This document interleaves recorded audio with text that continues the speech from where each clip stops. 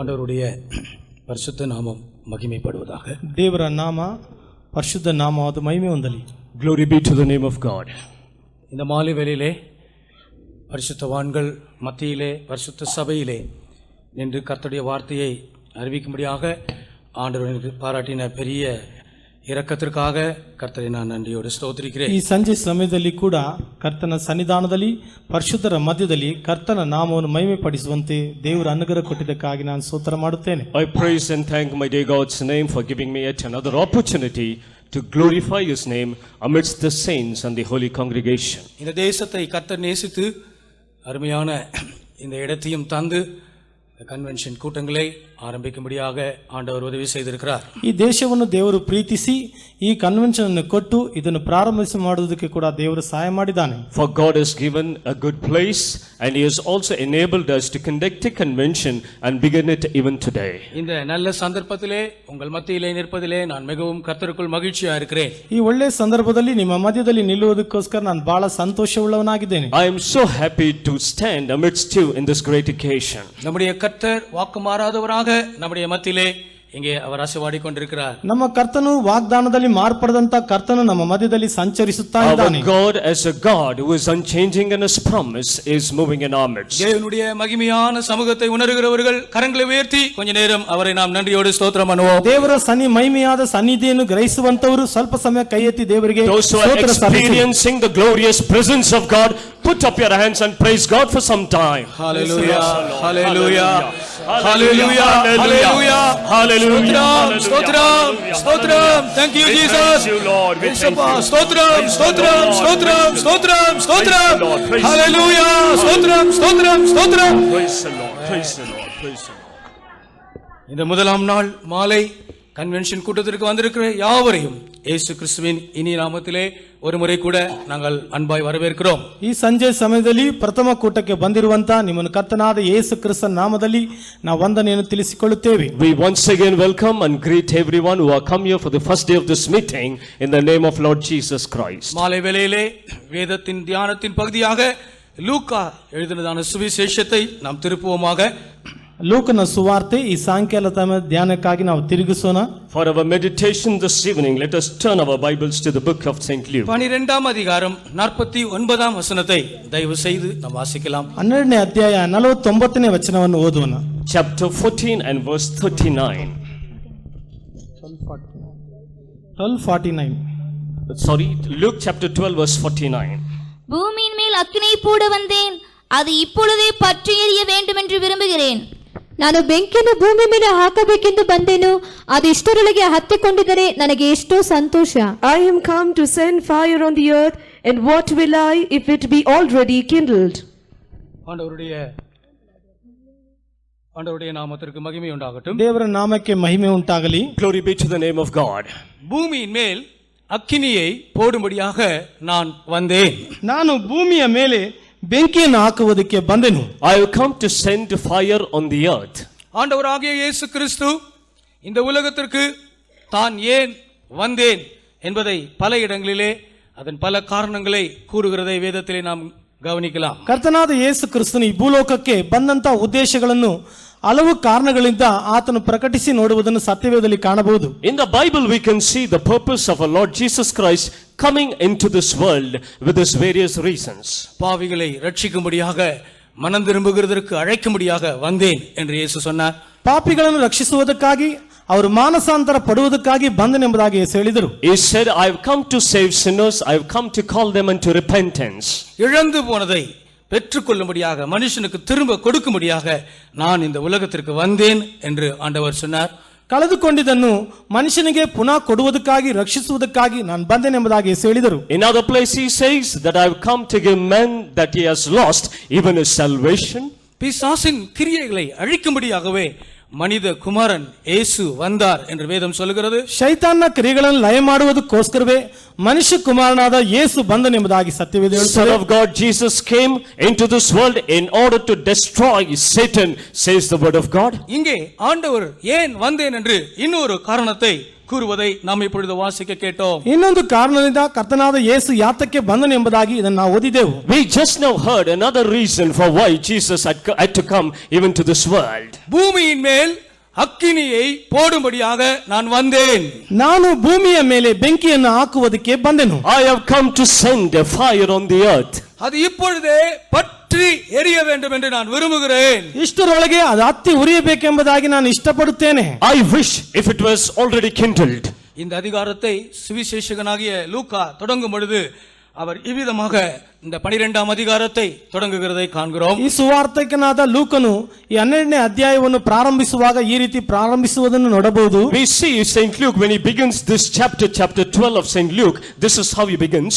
அநேகம் ஆயிரம் ஜனங்கள் ஒருவரை ஒருவர் மிதிக்கத்தக்கதாக கூடி வந்திருந்த பொழுது இயேசு பல காரியங்களை அங்கே பிரசங்கம் செய்தார் என்று இந்த அதிகாரத்தில் படிக்கிறோம். ಸಾವಿರಾರು ಜನರು ಒಬ್ಬರಿಗೊಬ್ಬರು ತುಳಿಯುವಷ್ಟು ಕೂಡಿ ಬಂದಿರಲಾಗಿ ಆತನು ಅವರಿಗೋಸ್ಕರ ಪ್ರಸಂಗ ಮಾಡಿ ಅನೇಕ ಕಾರ್ಯಗಳನ್ನು ಹೇಳಿದನೆಂಬುದಾಗಿ ವಾಕ್ಯದಲ್ಲಿ ಓದುತ್ತೇವೆ. We see this was an occasion where Jesus preached unto multitudes of people. In fact, they were trampling one another. இயேசு எங்கெல்லாம் சென்றாரோ அங்கெல்லாம் ஏராளமான ஜனங்கள் திரளான ஜனங்கள் கூடி வந்தார்கள். ಯೇಸು ಎಲ್ಲೆಲ್ಲ ಹೋದರು ಏರಳವಾದ ಜನರು ಗುಂಪು ಗುಂಪಾಗಿ ಆತನ ಸನ್ನಿಧಾನಕ್ಕೆ ಬಂದರು. Wherever Jesus went, there were multitudes of people who were following him. ஆம், ஒரு ஸ்திரீ சுகத்தை பெற்றுக்கொள்ளும்படியாக இயேசுவிடம் சென்று அவரை தொட விரும்பினாள். ಒಂದು ಸ್ತ್ರೀ ತಾನು ಸೌಖ್ಯ ಹೊಂದಿಕೊಳ್ಳುವುದಕ್ಕೋಸ್ಕರ ಯೇಸುವನ್ನು ಮುಟ್ಟುವುದಕ್ಕೆ ಹೋದಳು. One woman wanted to receive healing. She went in order to touch Jesus' clothes. அவள் நினைத்தது போல இயேசுவை தொடுவது என்று சொல்லுகிறது ஒரு எளிதான காரியமாக இருக்கவே இல்லை. ಆಕೆ ನೆನೆಸುವ ಅನುಸಾರವಾಗಿ ಯೇಸುವನ್ನು ಮುಟ್ಟುವುದು ಅಷ್ಟು ಲೇಸಾದ ಕಾರ್ಯವೇ ಅಲ್ಲ. As she assumed this, it was not an easy thing for her even to go closer to Jesus. ஏனென்றால் ஜனக்கூட்டம் இயேசுவை சுற்றிலும் நெருங்கி இருந்தார்கள். ಕಾರಣ ಏನೆಂದರೆ ಜನದ ಗುಂಪಾದರು ಯೇಸುವನ್ನು ಸುತ್ತಲೂ ಇದ್ದರು. Because multitudes of people were thronging him. ஆனால் அவள் பின்வாங்கவில்லை. அந்த திரள் கூட்டத்திலே நுழைந்து நுழைந்து நுழைந்து இறுதியாக இயேசுவின் வஸ்திரத்தை தொட்டாள். அவள் சுகத்தை பெற்றுக்கொண்டாள். ಆ ಗುಂಪಿನ ನಿಮಿತ್ತವಾಗಿ ಆಕೆ ಹಿಂದೆಗೆಯಲಿಲ್ಲ. ಆ ಗುಂಪಿನೊಳಗೆ ನುಗ್ಗಿ ನುಗ್ಗಿ ಆತನನ್ನು ಮುಟ್ಟಿ ಸೌಖ್ಯ ಪಡೆದುಕೊಂಡಳು. She did not lose hope. She pressed forward. She went forward even amidst the multitude and she touched the helm of the garment of Jesus. ஒரு மனிதன் கைகளும் கால்களும் செயலற்றவனாக படுக்கையிலே படுத்து கிடந்தான். ಒಂದು ಮನುಷ್ಯನು ಕೈ ಕಾಲುಗಳಲ್ಲಿ ಕ್ರಿಯೆ ಇಲ್ಲದವನಾಗಿ ಅದು ಕೆಲಸ ನಡೆಸಲಾರದ ಹಾಗೆ ಮಲಗಿಕೊಂಡಿದ್ದನು. A person was paralytic in his hands and his feet. வேறு யாரோ ஒருவருடைய உதவி அவனுக்கு கண்டிப்பாக தேவையாக இருந்தது. ಮತ್ತೊಬ್ಬರ ಸಹಾಯ ಖಂಡಿತವಾಗಿ ಅವನಿಗೆ ಬೇಕಾಗಿದ್ದವು. He always required the help of another person. இயேசு அவனுடைய பட்டணத்துக்கு வந்திருந்தார் என்று அவன் கேள்விப்பட்டான். ಯೇಸು ಅವನ ಪಟ್ಟಣಕ್ಕೆ ಬಂದರು ಎಂಬುದಾಗಿ ಅವನು ಕೇಳಿದನು. He heard that Jesus was come to his city. ஆனால் தான் அங்கு செல்லத்தக்கதான ஒரு நிலவரத்திலே அவனுடைய சரீரம் இல்லை. ಯೇಸುವಿನ ಬಳಿಗೆ ಹೋಗುವ ಸ್ಥಿತಿ ಅವನ ದೇಹದಲ್ಲಿ ಇಲ್ಲ. He was not in a condition where he can go to Jesus on his own. அவனை நேசித்த அன்பானவர்கள் அவனை அப்படியே 4 பேர் தூக்கி கொண்டு போனார்கள். ಪ್ರೀತಿಸಿದಂತ 4 ಮಂದಿ ಅವನನ್ನು ಹಾಗೆ ಎತ್ತಿಕೊಂಡು ಹೋದರು. 4 of them who loved him carried him to Jesus. ஆனால் அங்கே ஒரு அதிர்ச்சியான ஒரு காரியம் அங்கே அவர்களுக்கு காத்திருந்தது. ಅಲ್ಲಿ ಆಶ್ಚರ್ಯವನ್ನು ಉಂಟು ಮಾಡುವಂತ ಒಂದು ಕಾರ್ಯ ಅಲ್ಲಿ ಕಾದಿತ್ತು. There was a surprise waiting for them. இயேசுவை காண்பது அவ்வளவு எளிது அல்ல. ಯೇಸುವನ್ನು ನೋಡುವುದು ಅಷ್ಟು ಸುಲಭವಾದ ಕಾರ್ಯವಲ್ಲ. It is not that easy to see Jesus. ஏராளமான ஜனங்கள் அந்த வீட்டை சுற்றிலும் நின்று கொண்டிருந்தார்கள். ಏರಳವಾದ ಜನರು ಆ ಮನೆಯ ಸುತ್ತಲೂ ಇದ್ದರು. Multitudes of people were surrounding the house. இவ்வளவு தூரம் தூக்கி சுமந்து கொண்டு வந்து விட்டோமே, இனி திரும்பி செல்வதா? இல்லை, இயேசுவிடத்திலே காண்பித்து சுகத்தை பெற்றே ஆக வேண்டும் என்று மேற்கூரையை பிரித்து இயேசுவுக்கு முன்பாக அந்த மனிதனை இறக்கினார்கள். ಇಷ್ಟು ಕಷ್ಟಪಟ್ಟು ಪ್ರಯಾಸಪಟ್ಟು ಇವನನ್ನು ತಂದೆವಲ್ಲ, ಹೀಗೆ ಹಿಂತೆಗೆದುಕೊಂಡು ಹೋಗುವುದು ಬೇಡ ಎಂಬುದಾಗಿ ತೀರ್ಮಾನ ಮಾಡಿ ಯೇಸು ಇದ್ದ ಮನೆಯ ಮೇಲ್ಚಾವಣಿಯನ್ನು ತೆಗೆದು ಆ ರೋಗಿಸ್ತನನ್ನು ಹಾಗೆ ಇಳಿಸಿದರು. We have borne him for such a long distance. Now is it that we have to return back empty-handed? They said no with a great zeal. They opened up the roof of the house and let this person in to Jesus. இயேசு அவருடைய விசுவாசத்தை கண்டு அந்த மனிதனுக்கு சுகத்தை கொடுத்தார். ಯೇಸು ಅವರ ನಂಬಿಕೆ ಆ ಮನುಷ್ಯನಿಗೆ ಸೌಖ್ಯವನ್ನು ಕೊಟ್ಟನು. Jesus saw the faith of the person and he healed him. திரளான ஜனங்கள் கூடியிருந்த அப்படி ஒரு சந்தர்ப்பத்தில் தான் நான் அக்கினியை போடும்படியாக வந்தேன். ಏರಳವಾದ ಜನರು ಕೂಡಿದ್ದ ಸ್ಥಳದಲ್ಲಿ ಆ ಸಂದರ್ಭದಲ್ಲಿ ಯೇಸು ಹೇಳಿದರು, ಭೂಮಿಯ ಮೇಲೆ ಬೆಂಕಿಯನ್ನು ಹಾಕುವುದಕ್ಕೆ ಬಂದೆನು. And this was the time when multitudes of people were gathered. Jesus said, I have come to send fire on the earth. இப்பொழுதே அது பற்றி எரிய வேண்டும் என்று நான் விரும்புகிறேன். ಇಷ್ಟರೊಳಗೆ ಅದು ಹತ್ತಿ ಉರಿಯಬೇಕೆಂಬುದಾಗಿ ಬಯಸುತ್ತೇನೆ. I wish if it was already kindled. இயேசு கிறிஸ்துவின் வார்த்தைகள் வெறும் ஒரு தத்துவங்களா இருக்கவில்லை பிரியமானவர்களே. ಯೇಸು ಕ್ರಿಸ್ತನ ಮಾತುಗಳು ಬರೀ ಮಾತಾಗಿ ಬಾಯಿ ಪ್ರಚಾರವಾಗಿ ಇರಲಿಲ್ಲ. Beloved ones, the words of Jesus were just not a philosophy. அது மனிதனுக்கு வல்லமையும் பலனையும் ಜೀವನೆயும் கொடுக்கக்கூடியதாக இருந்தது. ಅದು ಮನುಷ್ಯನಿಗೆ ಶಕ್ತಿಯನ್ನು ಬಲವನ್ನು ಜೀವವನ್ನು ಕೊಡತಕ್ಕದಾಗಿತ್ತು. It gave power, strength and life even to man. ஆண்டவருடைய நாமத்திற்கு மகிமை உண்டாகட்டும். ದೇವರ ನಾಮಕ್ಕೆ ಮಹಿಮೆ ಉಂಟಾಗಲಿ. Glory be to the name of God. இந்த கன்வென்ஷன் முதல் நாளிலே கர்த்தர் இங்க வந்திருக்கிற ஒவ்வொருவர் மேலும் தம்முடைய பரலோகத்தின் அக்கினியை போடும்படியாக வந்திருக்கிறார். ಈ ಕನ್ವೆನ್ಷನ್ ಪ್ರಥಮ ದಿನದಲ್ಲೇ ಬಂದಿರುವಂತಹ ಒಬ್ಬೊಬ್ಬರ ಮೇಲೆ ಕರ್ತನು ಪರಲೋಕದಿಂದ ಬೆಂಕಿಯನ್ನು ಹಾಕಲು ಬಯಸುತ್ತಾನೆ. Even to everyone who have come here, God has come in order to put their fire even from heaven. நம்முடைய ஆண்டவராகிய இயேசு கிறிஸ்து தம்முடைய கையிலே அவர் பரிசுத்த அக்கினியோடு கூட இங்கே வந்திருக்கிறார். ನಮ್ಮ ಕರ್ತನಾದ ದೇವರು ತನ್ನ ಪರಿಶುದ್ಧ ಅಗ್ನಿಯೊಂದಿಗೆ ತನ್ನ ಕೈಯಲ್ಲಿ ಇಟ್ಟುಕೊಂಡು ಇಲ್ಲಿ And the ಬಂದಿದ್ದಾನೆ. Lord Jesus Christ has come with a holy fire in his hand now. தேவனுடைய அக்கினி நமக்கு அவசியமா? ದೇವರ ಬೆಂಕಿ ನಮಗೆ ಅವಶ್ಯವಾ? Is the fire of God essential for us? இந்த பரலோகத்தின் அக்கினியினால் எனக்கு என்ன நன்மை? ಈ ಪರಲೋಕದ ಬೆಂಕಿಯ ಮೂಲಕ ನನಗೇನು ಶುಭಗಳು? What is the benefit because of this heavenly fire? ஆம் பிரியமானவர்களே, தேவனுடைய அக்கினி இல்லாமல் ஒரு கிறிஸ்தவ வாழ்க்கையை இந்த உலகத்திலே நாம் கற்பனை கூட செய்து பார்க்கவே முடியாது. ದೇವರ ಬೆಂಕಿ ಇಲ್ಲದೆ ನಾವು ಈ ಭೂಲೋಕದಲ್ಲಿ ಒಂದು ಪರಿಶುದ್ಧ ಜೀವಿತವಾಗಿ ಕನಸು ಕೂಡ ಕಾಣುವುದಕ್ಕೆ ಆಗೋದಿಲ್ಲ. We can't even imagine a Christian life without fire in this world. ஆம், இந்த உலகத்திலே எலக்ட்ரிசிட்டி இல்லாத ஒரு வாழ்க்கையை கற்பனை செய்து பார்க்க முடியுமா? ಈ ಭೂಮಿಯಲ್ಲಿ ವಿದ್ಯುತ್ ಶಕ್ತಿ ಇಲ್ಲದೆ ಅಂತ ಜೀವಿತವನ್ನು ನಾವು ಗ್ರಹಿಸುವುದಕ್ಕೆ ಆಗುತ್ತದಾ? Can you imagine a life without electricity in this world today? ஒரு சின்ன கிராமமாக இருக்கட்டும், ಒಂದು ಚಿಕ್ಕ ಹಳ್ಳಿಯಾಗಿದ್ದರೂ Let ಕೂಡ it be even a small village. Current இல்லாமல் அவர்கள் இருக்க முடியுமா? ಅವರು ವಿದ್ಯುತ್ ಶಕ್ತಿ ಇಲ್ಲದೆ ಇರುವುದಕ್ಕೆ ಆಗುತ್ತದಾ? Can they stay without power? ஒரு மணி நேரம் கரண்ட் போய்விட்டால் எவ்வளவு கஷ்டப்படுகிறோம். ಒಂದು ತಾಸು ಹೊತ್ತು ಈ ವಿದ್ಯುತ್ ಶಕ್ತಿ ಹೋದರೆ ಬಹಳ ಕಷ್ಟಪಡುತ್ತೇವೆ. We get into so much of hardship even if there is no power for 1 hour.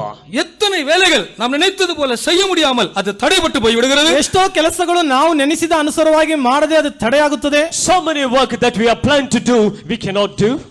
சூரியன் இல்லாத ஒரு உலகத்தை கற்பனை செய்து பார்க்க முடியுமா? ಸೂರ್ಯನೇ ಇಲ್ಲದೆ ಇರುವಂತಹ ಲೋಕವನ್ನು ನಾವು ಯೋಚಿಸಿ ಇರುವುದಕ್ಕೆ ಆಗುತ್ತದಾ? Can you imagine a world without sun? ஆம், சூரியன் நமக்கு தேவையான வெப்பத்தை சூடை தருகிறது.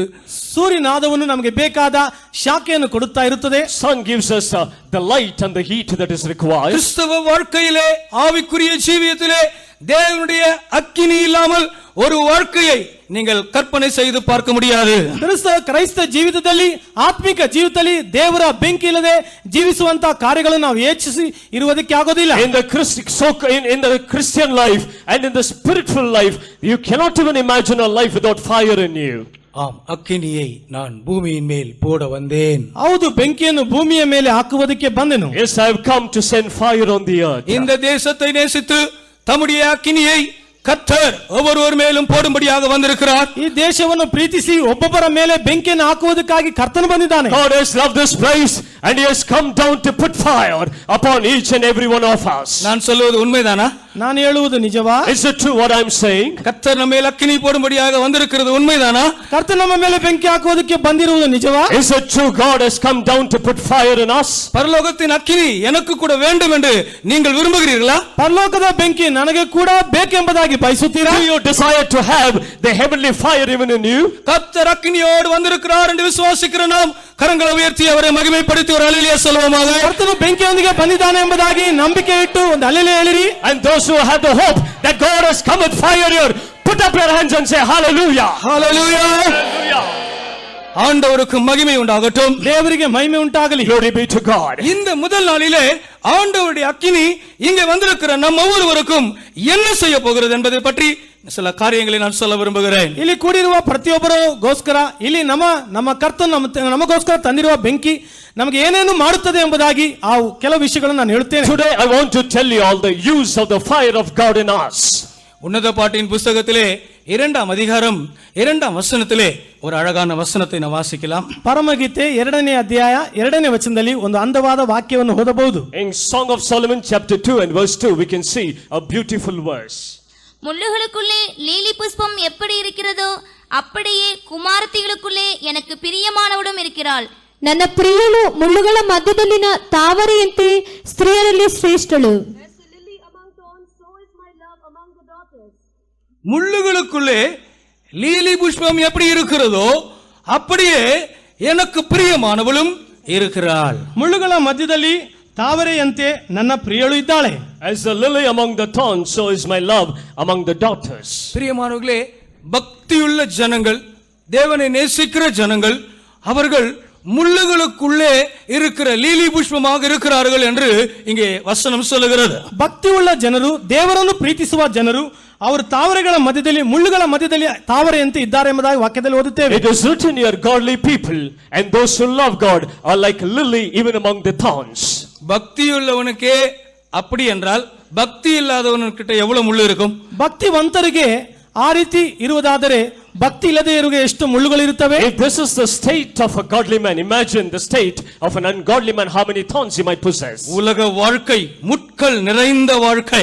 ಲೋಕದ ಜೀವಮಾನವಾದ ಮುಳ್ಳುಗಳು ತುಂಬಿರುವಂತಹ ಜೀವಮಾನ. A life in this world is a thorn filled life. எத்தனை பிரச்சனைகள், ಎಷ್ಟು ಸಮಸ್ಯೆಗಳು, So many problems, எவ்வளவு சோதனைகள், ಎಷ್ಟೋ ಶೋಧನೆಗಳು, so many trials, எவ்வளவு போராட்டங்கள், ಎಷ್ಟೋ ಹೋರಾಟಗಳು, and so many problems, எவ்வளவு உபத்திரவங்கள், ಎಷ್ಟೋ ಉಪದ್ರವಗಳು, so many tribulations. எந்த பக்கம் திரும்பினாலும் மனிதனுடைய வாழ்க்கையை அது முள்ளை போல அது குத்தி குத்தி அவனை வேதனைப்படுத்திக் கொண்டே இருக்கிறதை நாம் பார்க்கிறோம். ಯಾ ಕಡೆ ಕೂಡ ತಿರುಗಿದರೂ ಕೂಡ ಮನುಷ್ಯನನ್ನು ಚುಚ್ಚಿ ಚುಚ್ಚಿ ಅವನನ್ನು ವೇದನೆ ಪಡಿಸುವುದನ್ನು ನಾವು ಕಾಣುತ್ತೇವೆ. Whichever side he might turn, we see these thorns prick him and give pain to man.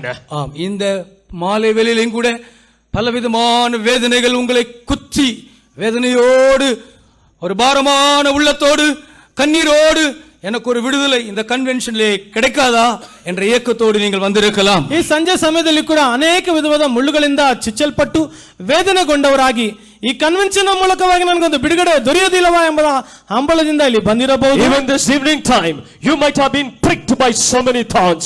You would have come here expecting some deliverance at least in this convention. பூமியின் மேல் அக்கினியை நான் போடும்படியாக வந்தேன். ಭೂಮಿಯ ಮೇಲೆ ನಾನು ಬೆಂಕಿಯನ್ನು ಹಾಕುವುದಕ್ಕಾಗಿ ಬಂದೆನು. I have come to put fire on the earth. அது இப்பொழுதே பற்றி எரிய வேண்டும் என்று விரும்புகிறேன். ಅದು ಇಷ್ಟರೊಳಗೆ ಹತ್ತಿ ಉರಿಯಬೇಕೆಂಬುದಾಗಿ ನಾನು ಇಷ್ಟಪಡುತ್ತೇನೆ. I expect it to be kindled now. ஏசாயாவின் புத்தகத்திலே 27ஆம் அதிகாரம் இவ்விதமாக சொல்லுகிறது. ಏಷಯ ಪ್ರವಾದನೆ ಗ್ರಂಥ 27ನೇ ಅಧ್ಯಾಯದಲ್ಲಿ ಈ ರೀತಿ ಹೇಳಲ್ಪಟ್ಟಿದೆ. Book of Isaiah chapter 27, it is written like this. 27ஆம் அதிகாரம் 4ஆம் வசனத்தை நாம் வாசிப்போம். 27ನೇ ಅಧ್ಯಾಯ 4ನೇ ವಚನವನ್ನು ಓದೋಣ. Chapter 27 verse 4. உக்கிரம் என்னிடத்தில் இல்லை, முச்செடியையும் நெரிஞ்சலையும் எனக்கு விரோதமாய் யுத்தத்தில் கொண்டு வருகிறவன் யார்? நான் அவைகள் மேல் வந்து அவைகளை ஏகமாய் கொளுத்தி விடுவேன். ರೌದ್ರವು ನನ್ನಲ್ಲಿಲ್ಲ, ಮುಳ್ಳುಗಿಳ್ಳು ನನಗೆ ಎದುರು ಬಿದ್ದರೆ ಎಷ್ಟೋ ಒಳ್ಳೆಯದು. ಅವುಗಳಿಗೆ ವಿರುದ್ಧವಾಗಿ ಯುದ್ಧಕ್ಕೆ ನಡೆದು ಹೋಗಿ ಒಟ್ಟಿಗೆ ಸುಟ್ಟು ಬಿಡುವೆನು. Fury is not in me. Who would set the briars and thorns against me in battle? I would go through them. I would burn them together. முட்களை எனக்கு விரோதமாய் யுத்தத்திலே கொண்டு வருகிறவன் யார்? அவைகளை நான் ஏகமாக கொளுத்தி விடுவேன். ಮುಳ್ಳುಗಳನ್ನು ನನಗೆ ಎದುರು ಬೀರುದರೆ ಎಷ್ಟು ಒಳ್ಳೆಯದು, ಅವುಗಳನ್ನು ವಿರೋಧವಾಗಿ ನಾನು ಯುದ್ಧಕ್ಕೆ ಹೋಗಿ ಅದನ್ನು ಸುಟ್ಟು ಬಿಡುವೆನು. Who will bring briars and thorns against me in the battle? I will utterly burn them or destroy them. ஏசாயாவின் புத்தகம் 10ஆம் அதிகாரம் இன்னும் கூட ஒரு விஷயத்தை நமக்கு சொல்லுகிறது. ಏಷಯ 10ನೇ ಅಧ್ಯಾಯದಲ್ಲಿ ಮತ್ತೊಂದು ವಿಷಯ ಕೂಡ ಹೇಳಲ್ಪಟ್ಟಿದೆ. We see another thing in the book of Isaiah chapter 10. 10ஆம் அதிகாரம் 17ஆம் வசனத்தை வாசிப்போம். 10ನೇ ಅಧ್ಯಾಯ 17ನೇ ವಚನವನ್ನು ಓದೋಣ. Chapter 10 verse 17 we might read. இஸ்ரவேலின் ஒளியானவர் அக்கினியும் அதன் பரிசுத்தர் அக்கினி ஜுவாலியுமாகி ஒரே நாளிலே அவனுடைய முட்சிடிகளையும் நெரிஞ்சல்களையும் தகித்து பட்சித்து. ಇಸ್ರೇಲರ ಪರಂ ಜ್ಯೋತಿಯು ದಹಿಸುವ ಅಗ್ನಿಯಾಗುವುದು, ಅವರ ಸದಮಲ ಸ್ವಾಮಿಯು ಜ್ವಾಲೆಯಂತಿರುವನು. ಅದು ಒಂದೇ ದಿವಸದಲ್ಲಿ ಅಶೂರ್ಯದ ಮುಳ್ಳುಗಿಳನ್ನು ಸುಟ್ಟು ನುಂಗಿಬಿಡುವುದು. And the light of Israel shall be for a fire, and his Holy One for a flame, and it shall burn and devour his thorns and his briars in one day. இஸ்ரவேலின் ஒளியானவர் அக்கினியாக இருக்கிறார். ಇಸ್ರೇಲ ಪರಮ ಜ್ಯೋತಿಯಾಗಿರುವರು ಅಗ್ನಿಯಾಗಿದ್ದಾನೆ. And the light of Israel shall be a fire.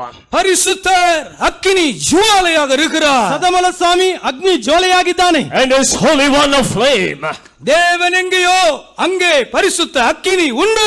ಎಲ್ಲಿ ದೇವರುಂಟೋ ಅಲ್ಲಿ ಪರಿಶುದ್ಧ ಅಗ್ನಿ ಉಂಟು. Where God is, there is holy fire. சூரியனை படைத்த தேவன் எவ்வளவு அக்கினியுடையவராய் இருப்பார். ಸೂರ್ಯನನ್ನು ಉಂಟು ಮಾಡಿದ ದೇವರು ಎಷ್ಟು ಬೆಂಕಿ ಉಳ್ಳವನಾಗಿರುವರು. God who has created even the sun, how much fire he might possess.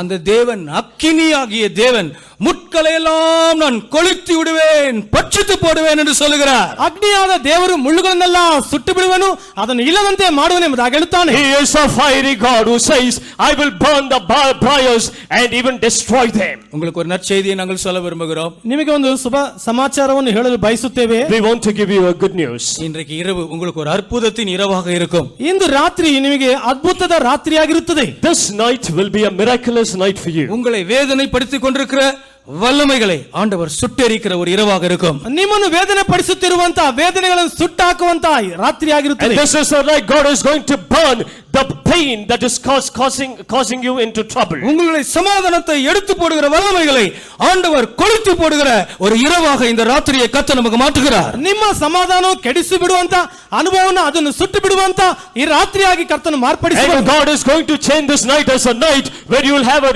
deliverance from peacelessness. விடுதலையோடு கர்த்தர் உங்களை அனுப்புகிறார். ಬಿಡುಗಡೆಯೊಂದಿಗೆ ಕರ್ತನು ನಿಮ್ಮನ್ನು ಕಳಿಸಿಕೊಡುತ್ತಾನೆ. Even with the deliverance, God is sending you from here. சந்தோஷத்தோடு உங்களை கர்த்தர் அனுப்புகிறார். ಸಂತೋಷವಾಗಿ ನಿಮ್ಮನ್ನು He ಕಳಿಸಿಕೊಡುವನು. will send you with joy. ஒரு புதிய சிருஷ்டியாக உங்களை அவர் அனுப்புகிறார். ಒಂದು ನೂತನ ಸೃಷ್ಟಿಯಾಗಿ ನಿಮ್ಮನ್ನು He ಕಳಿಸಿಕೊಡುವನು. is going to send you as a new creature. மனிதனை குத்தி வேதனைப்படுத்துகிற முட்களை பற்றி சில வசனங்களை நாம் இப்பொழுது தியானிக்க போகிறோம். ಮನುಷ್ಯನನ್ನು ಚುಚ್ಚಿ ವೇದನೆ ಪಡಿಸುವಂತಹ ಕೆಲವು ಮುಳ್ಳುಗಳ ಕಾರ್ಯಗಳನ್ನು ಕುರಿತು ನಾವು ಧ್ಯಾನಿಸಲು ಹೋಗುತ್ತೇವೆ. We are going to meditate about certain verses about the thorns that causes pain to man. பூமியின் மேல் அக்கினியை போடும்படியாக நான் வந்தேன். ಭೂಮಿಯ ಮೇಲೆ ಬೆಂಕಿಯನ್ನು ಹಾಕುವುದಕ್ಕೆ ನಾನು ಬಂದೆನು. I have come to put fire on the earth. நாளைக்கல்ல, ನಾಳೆ ಅಲ್ಲ, And not tomorrow. அடுத்த மாதம் அல்ல, ಬರುವ ತಿಂಗಳು ಅಲ್ಲ, It is not next month. எப்பொழுதாவது சந்தர்ப்பம் கிடைக்கும் போது அல்ல, ಯಾವಾಗಲಾದರೂ ಸಂದರ್ಭ ಸಿಕ್ಕುವಾಗ ಅಲ್ಲ. It is not that when I get an opportunity. இப்பொழுதே அது பற்றி எரிய வேண்டும் என்று நான் விரும்புகிறேன். ಈಗಲೇ ಅದು ಹತ್ತು ಉರಿಯಬೇಕೆಂಬುದಾಗಿ ನಾನು ಇಷ್ಟಪಡುತ್ತೇನೆ. I wish if it was kindled already. தேவன் செய்ய நினைக்கிறது தடைபடாது. ದೇವರು ಮಾಡಲು ಇಚ್ಛಿಸುವುದನ್ನು ತಡೆಯಾಗುವುದಿಲ್ಲ. And God, what God wants to do will not delay. தேவன் நமக்கு செய்ய விரும்புகிறதை தடை எந்த ஒரு வல்லமையும் இல்லவே இல்லை. ದೇವರು ನಮಗೆ ಮಾಡುವಂತಹ ಮೇಳುಗಳನ್ನು ಅಡ್ಡಿ ಮಾಡುವುದಕ್ಕೆ ಈ ಲೋಕದಲ್ಲಿ ಯಾವ ಶಕ್ತಿ ಇಲ್ಲವೇ ಇಲ್ಲ. There is no power that can stop the goodness which God wants to do unto us. என் ஜனங்களே, உங்கள் மேல் அக்கினியை நான் போடுவேன் என்று கர்த்தர் சொல்கிறார். ನನ್ನ ಜನರೇ, ನಿಮ್ಮ ಮೇಲೆ ನಾನು ಬೆಂಕಿಯನ್ನು ಹಾಕುವೆನು ಎಂಬುದಾಗಿ ಕರ್ತನು ಹೇಳುತ್ತಾನೆ. God says, my people, I will put my fire upon you. தேசமே பயப்படாதே, உன் மேல் அக்கினியை நான் போடுவேன் என்று கர்த்தர் சொல்கிறார். O land, fear not, I will put fire on you, says the Lord. ஆம், உங்கள் முட்கள் எல்லாம் பரிசுத்த அக்கினியானது சுட்டெரித்து சாம்பலாக்கிவிடும். ವೇದನೆ ಪಡಿಸುವ ಎಲ್ಲಾ ಮುಳ್ಳುಗಳು ಪರಿಶುದ್ಧ ಅಗ್ನಿ ಸುಟ್ಟು ಅದನ್ನು ಬೂದಿ ಮಾಡುತ್ತದೆ. And every tongue that is causing pain unto you, the holy fire of the Holy Spirit is going to burn and destroy them. ஆதியாகமம் புத்தகத்திலே ಆದಿಕಾಂಡ 3 அதிகாரம் 17 18 வசனத்தை நாம் வாசிக்கலாம். ಆದಿಕಾಂಡ 3ನೇ ಅಧ್ಯಾಯ 17 ಮತ್ತು 18ನೇ ವಚನವನ್ನು ಓದೋಣ. Let us read Genesis chapter 3 verse 17 and 18. பின்பு அவர் ஆதாமை நோக்கி, நீ உன் மனைவியின் வார்த்தைக்கு செவி கொடுத்து புசிக்க வேண்டாம் என்று நான் உனக்கு விலக்கின விருட்சத்தின் கனியை புசித்தபடியினாலே பூமி உன் நிமித்தம் சபிக்கப்பட்டிருக்கும். நீ உயிரோடு இருக்கும் நாளெல்லாம் வருத்தத்தோடு அதன் பலனை புசிப்பாய். அது உனக்கு முள்ளும் குறுக்கும் முளைப்பிக்கும் வெளியின் பயிர்வகைகளை புசிப்பாய். ಮತ್ತು ಪುರುಷನಿಗೆ ತಿನ್ನಬಾರದೆಂದು ನಾನು ನಿನಗೆ ಆಜ್ಞಾಪಿಸಿದ ಮರದ ಫಲವನ್ನು ನೀನು ಹೆಂಡತಿಯ ಮಾತು ಕೇಳಿ ತಿಂದ ಕಾರಣ ನಿನ್ನ ನಿಮಿತ್ತ ಭೂಮಿಗೆ ಶಾಪ ಬಂತು. ನಿನ್ನ ಜೀವಮಾನವೆಲ್ಲ ದುಡಿದು ಭೂಮಿಯ ಹುಟ್ಟುವಳಿಯನ್ನು ತಿನ್ನಬೇಕು. ಆ ಭೂಮಿಯ ಮುಳ್ಳುಗಿಡಗಳು ಕಳೆಗಳು ಬಹಳವಾಗಿ ಹುಟ್ಟುವವು. ಹೊಲದ ಬೆಳೆಯನ್ನು ಅನುಭವಿಸುವಿ. And unto Adam he said, because thou hast hearkened unto the voice of thy wife, and hast eaten the tree of which I commanded thee, saying, thou shalt not eat of it, Cursed is the ground for thy sake. In sorrow shalt thou eat of it all the days of thy life. Thorns also and thistles shall it bring forth to thee, and thou shalt eat the herbs of the field. மனிதனுடைய பாவத்தினாலே இந்த பூமியிலே முள் என்ற ஒரு காரியம் வந்தது என்று நாம் அறிந்திருக்கிறோம். ಮನುಷ್ಯರ ಪಾಪದಿಂದ ಮುಳ್ಳು ಎಂಬಂತ ಒಂದು ಕಾರ್ಯ ಭೂಲೋಕಕ್ಕೆ ಬಂತು ಎಂಬುದಾಗಿ ನಾವು ತಿಳಿದಿದ್ದೇವೆ. We know as a result of the sin of man, there was something as thorn, which is called as thorn, that came upon the earth. முதல் மனிதனை ஆண்டவர் சிருஷ்டித்து அழகான தோட்டத்திலே ஏதேன் தோட்டத்திலே வைத்தார். ಪ್ರಥಮ ಮನುಷ್ಯನನ್ನು ದೇವರು ಉಂಟು ಮಾಡಿ ಅಂದವಾದ ಏದೇನ್ ತೋಟದಲ್ಲಿ ಇಟ್ಟನು. God created the first man and he put him in a beautiful garden called as the Garden of Eden. மிகவும் மகிழ்ச்சியாக மிகவும் சந்தோஷமாக அவனுடைய வாழ்க்கை அப்படியே சென்று கொண்டிருந்தது. ಅವನು ಬಹಳ ಸಂತೋಷವಾಗಿ ಬಹಳ ಆನಂದವಾಗಿ ಅವನ ಜೀವಮಾನ ಹಾಗೆ ಕಳೆಯುತ್ತಾ ಇತ್ತು. His life was progressing with great joy and happiness. ஒவ்வொரு மனிதனும் மகிழ்ச்சியுடன் வாழ வேண்டும் என்று ஆண்டவர் அவனை படைத்தார், சிருஷ்டித்தார். ಪ್ರತಿಯೊಬ್ಬ ಮನುಷ್ಯನು ಸಂತೋಷವಾಗಿ ಹರ್ಷದಿಂದ ಬಾಳಬೇಕೆಂಬುದಕ್ಕೋಸ್ಕರವೇ ಒಬ್ಬನನ್ನು ದೇವರು ಉಂಟು ಮಾಡಿ ರೂಪಿಸಿದನು. God created every man and formed him so that he might lead a happy life. ஆனால் மனிதன் ஒவ்வொருவனும் சந்தோஷமாய் வாழுகிறது போல தெரியவில்லை. ಆದರೆ ಪ್ರತಿಯೊಬ್ಬ ಮನುಷ್ಯನು ಸಂತೋಷವಾಗಿ ಬಾಳುವುದನ್ನು ನಾವು ಕಾಣುವುದಕ್ಕೆ ಆಗೋದಿಲ್ಲ. But we don't think that man is living in happiness. ஆதாமும் கூட தேவனையே அவன் குற்றப்படுத்துகிறதை வேதத்திலே நாம் படிக்கிறோமே. ಆದಾಮನು ಕೂಡ ದೇವರ ಮೇಲೆ ತಪ್ಪು ಹೊರಿಸುವುದನ್ನು ನಾವು ಸತ್ಯವೇದದಲ್ಲಿ ಕಾಣುತ್ತೇವಲ್ಲವೇ? In the Bible we see Adam himself is accusing God. ஆம், ஒவ்வொரு மனிதனும் தேவன் தன்னை மகிழ்ச்சியாக இருக்க விடுகிறதில்லை என்று இன்றைக்கு தேவன் மேலே அவனுக்கு ஏராளமான குற்றச்சாட்டுகள் காணப்படுகிறது. ಪ್ರತಿಯೊಬ್ಬ ಮನುಷ್ಯನು ದೇವರನ್ನು ಈ ಭೂಲೋಕದಲ್ಲಿ ಸಂತೋಷವಾಗಿ ಇರುವುದಕ್ಕೆ ಬಿಡುವುದಿಲ್ಲ ಎಂಬುದಾಗಿ ದೇವರ ಮೇಲೆ ತಪ್ಪು ಹೊರಿಸುವನಾಗಿರುತ್ತಾನೆ. There are so many people even in this world accusing God and telling, you are not leaving me to live happily. மனிதனுடைய வாழ்க்கையிலே அவன் மகிழ்ச்சியை சந்தோஷத்தை இழந்து விடுகிறதுக்கு காரணம் தான் என்ன? ಮನುಷ್ಯನ ಜೀವಮಾನದಲ್ಲಿ ಸಂತೋಷವನ್ನು ಆನಂದವನ್ನು ಕಳೆದುಕೊಳ್ಳುವುದಕ್ಕೆ ಕಾರಣಗಳೇನು? And what is the reason for man losing his happiness and joy in this world? ஆம், தேவன் சில பிரமாணங்களை சட்டங்களை மனிதனுக்கு வாழ்க்கையிலே கொடுத்திருந்தார். ದೇವರು ಕೆಲವು ಆಜ್ಞೆಗಳನ್ನು ನಿಯಮಗಳನ್ನು ಮನುಷ್ಯರಿಗೆ ಕೊಟ್ಟಿದ್ದರು. God has given man certain laws and statutes. ஒரு தேசத்திலே நாம் ஜீவிப்போமானால் அந்த தேசத்திற்கு ஒரு சட்டம் இருக்கிறது. ಒಂದು ದೇಶದಲ್ಲಿ ನಾವು ಜೀವಿಸುವುದಾದರೆ ಆ ದೇಶಕ್ಕೆ ನಿಯಮಗಳುಂಟು. If you are living in a land or a country, there is a law of the land. எந்த தேசத்திலே நாம் போய் ஜீவித்தாலும் முதலாவதாக அந்த தேசத்தின் சட்டம் என்ன சொல்லுகிறது என்பதை நாம் அறிந்து கொள்ள விரும்புகிறோம். ದೇಶದಲ್ಲಿ ಯಾವುದೇ ದೇಶದಲ್ಲಿ ನಾವು ವಾಸ ಮಾಡುವುದಕ್ಕೆ ಹೋದರೂ ಕೂಡ ಆ ದೇಶದ ನಿಯಮಗಳು ಏನು ಹೇಳುತ್ತದೆ ಎಂಬುದಾಗಿ ತಿಳಿಯುವುದಕ್ಕೆ ಬಯಸುತ್ತೇವೆ. Whichever country we are going to live in, first of all we get to understand the law of that country. ஒவ்வொரு தேசத்திலும் சட்டங்கள் மாறுபடலாம். ಪ್ರತಿಯೊಂದು ದೇಶದಲ್ಲಿ ಈ ನಿಯಮಗಳು ಮಾರ್ಪಡಬಹುದು. The laws might change from country to country. ஆனால் அந்த தேசத்தின் சட்டத்தின்படி அவன் ஜீவிப்பானால் அந்த தேசத்திலே அவன் இளைப்பாறுதலாக வாழ முடியும். ಆ ದೇಶದ ನಿಯಮಕ್ಕೆ ಅನುಸಾರವಾಗಿ ಹೋಗುವಂತ ಮನುಷ್ಯನು ಜೀವಿಸುವುದಾದರೆ ಅವನು ವಿಶ್ರಾಂತಿಯೊಂದಿಗೆ ಆ ದೇಶದಲ್ಲಿ ಜೀವಿಸಬಹುದು. However, if a man is bound and living by the law of the land, he can live a peaceful life. ஆனால் அந்த சட்டத்தை அவன் மீறுவானால் அவன் தன்னுடைய வாழ்க்கையிலே பலவிதமான பிரச்சனைகளை சந்திக்க வேண்டியதாக இருக்கும். ಆ ನಿಯಮವನ್ನು ಅವನು ಮೀರುವುದಾದರೆ ಅವನ ಜೀವಮಾನಕ್ಕೆ ಹಲವಿಧವಾದ ಸಂಕಟ ಕಷ್ಟಗಳನ್ನು ಅವನು ಎದುರಿಸಬೇಕಾಗಿ ಬರುತ್ತದೆ. However, if he is trespassing the law, he has to undergo so many problems. Eden தோட்டத்திலே சில சட்டங்களை மனிதன் வாழும்படியாய் கடைபிடிக்கும்படியாய் கர்த்தர் கொடுத்திருந்தார். ಏದೇನ್ ತೋಟದಲ್ಲಿ ಕೆಲವು ನಿಯಮಗಳನ್ನು ಪಾಲಿಸುವುದಕ್ಕೋಸ್ಕರ ಮನುಷ್ಯರಿಗೆ ಆಜ್ಞೆಗಳನ್ನು ದೇವರು ಕೊಟ್ಟಿದ್ದರು. Even in the Garden of Eden, God had given certain laws to man that he might follow them. துரதிர்ஷ்டவசமாக ஒரு நாள் தேவனுடைய சட்டத்தை மனிதன் கீழ்ப்படியாமை காட்டி மீறிவிட்டான். ದುರದೃಷ್ಟ ಅನುಸಾರವಾಗಿ ದೇವರು ಕೊಟ್ಟಂತ ಆಜ್ಞೆಯನ್ನು ಒಂದು ದಿವಸ ಮನುಷ್ಯನು ಮೀರಿಬಿಟ್ಟನು. Unfortunately, man trespassed the commandment of God on one particular day. தேவன் பூமியை சபித்தார். ದೇವರು ಭೂಮಿಯನ್ನು ಶಪಿಸಿದನು. God cursed the earth. மனிதனை தேவன் சபித்தார். ಮನುಷ್ಯನನ್ನು ದೇವರು ಶಪಿಸಿದನು. God cursed the man. முள் அன்றைக்கு தான் தோன்றியது. ಅಂದೇ ಮುಳ್ಳು ಹುಟ್ಟಿತು. That is the day the thorns came on the earth. அன்றைக்கு தான் மனிதன் அந்த தோட்டத்திலே முள் என்ற ஒரு புதிய பொருளை அவன் கண்டான். ಅಂದೇ ಹೊಸದಾದ ಒಂದು ಮುಳ್ಳನ್ನು ಮನುಷ್ಯನು ಕಂಡನು. And that is the first time man saw something called as thorn upon the earth. அதுவரைக்கும் அப்படி ஒரு பொருளை அந்த தோட்டத்தில் அவன் பார்க்கவே இல்லை. ಅದುವರೆಗೂ ಅಂತ ವಿಧವಾದ ಮುಳ್ಳನ್ನು ಅವನು ತೋಟದಲ್ಲಿ ಕಾಣಲೇ ಇಲ್ಲ. Till such time he has not seen something called as thorn on the earth. இந்த முள்ளை நான் மனிதனுடைய வாழ்க்கையில் இருக்கிற சாபத்திற்கு ஒப்பாக சொல்ல விரும்புகிறேன். ಈ ಮುಳ್ಳನ್ನು ಮನುಷ್ಯರ ಜೀವಮಾನದಲ್ಲಿರುವ ಶಾಪಕ್ಕೆ ಹೋಲಿಸಿ ಹೇಳಲು ಬಯಸುತ್ತೇನೆ. I want to compare this thorn to curse in the life of a man. நன்றாக படித்திருக்கிறார்கள். ಚೆನ್ನಾಗಿ ಓದಿದ್ದಾರೆ, They are well educated ones. நல்ல பெரிய உத்தியோகம் இருக்கிறது, ದೊಡ್ಡ ಉದ್ಯೋಗ ಕೂಡ ಉಂಟು, They have good job. கை நிறைய அவர்கள் சம்பாதிக்கிறார்கள், ಕೈ ತುಂಬಾ ಹಣ ಸಂಪಾದನೆ ಮಾಡುತ್ತಾರೆ, They earn handsome salary. நல்ல அழகான வீடு இருக்கிறது, ಒಳ್ಳೆ ಅಂದವಾದ ಮನೆ ಉಂಟು, They have beautiful house. அருமையான குடும்பம் அவர்களுக்கு இருக்கிறது. ಅಂದವಾದ ಕುಟುಂಬ ಅವರಿಗೆ ಉಂಟು. They have a beautiful family. ஆனால் அந்த குடும்பத்திலே ஆசீர்வாதம் இல்லை.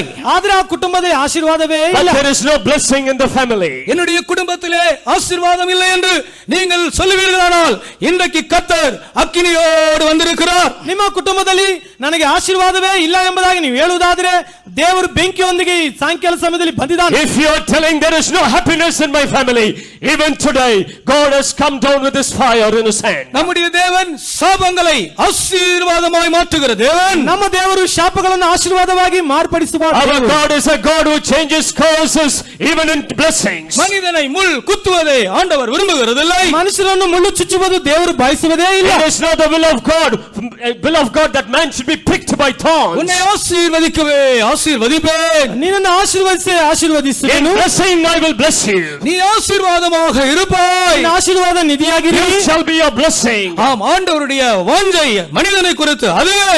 ಹೌದು, ದೇವರ ಆಶೆ ಮನುಷ್ಯರನ್ನು ಕುರಿತಾದ ಉದ್ದೇಶ ಇದುವೇ. Even this is the desire of God concerning man. சட்டங்களை மனிதன் மீறும் பொழுது பல சாபங்கள் ஆகிய முள் அவனை குத்துகிறது. ನೇಮಗಳನ್ನು ಮೀರುವಾಗ ಹಲವಿಧವಾದ ಶಾಪದ ಮುಳ್ಳು ಅವನನ್ನು ಚುಚ್ಚುತ್ತದೆ. When man trespasses the law, there are curses called as thorns that pricks man. மனிதனை நேசித்து இயேசு மனிதனாக இந்த உலகத்திற்கு வந்தார். ಮನುಷ್ಯರನ್ನು ಪ್ರೀತಿಸಿ ಯೇಸು ಭೂಲೋಕಕ್ಕೆ ಮನುಷ್ಯನಾಗಿ ಬಂದನು. God loved a man and he came in this world as a man. அவரை வாரினால் அடித்தார்கள். ಅವನನ್ನು ಕೆರಡೆಗಳಿಂದ ಹೊಡೆದರು. They beat him they scourged him. அந்த வாரின் நுனியிலே ஒவ்வொரு நுனியிலே முள் இருந்தது. ಆ ಕರಡಿನ ಹೋರದಲ್ಲಿ ಒಂದೊಂದು ಕಡೆ ಮುಳ್ಳಿದವು. In every scourge there was a hook or a thorn.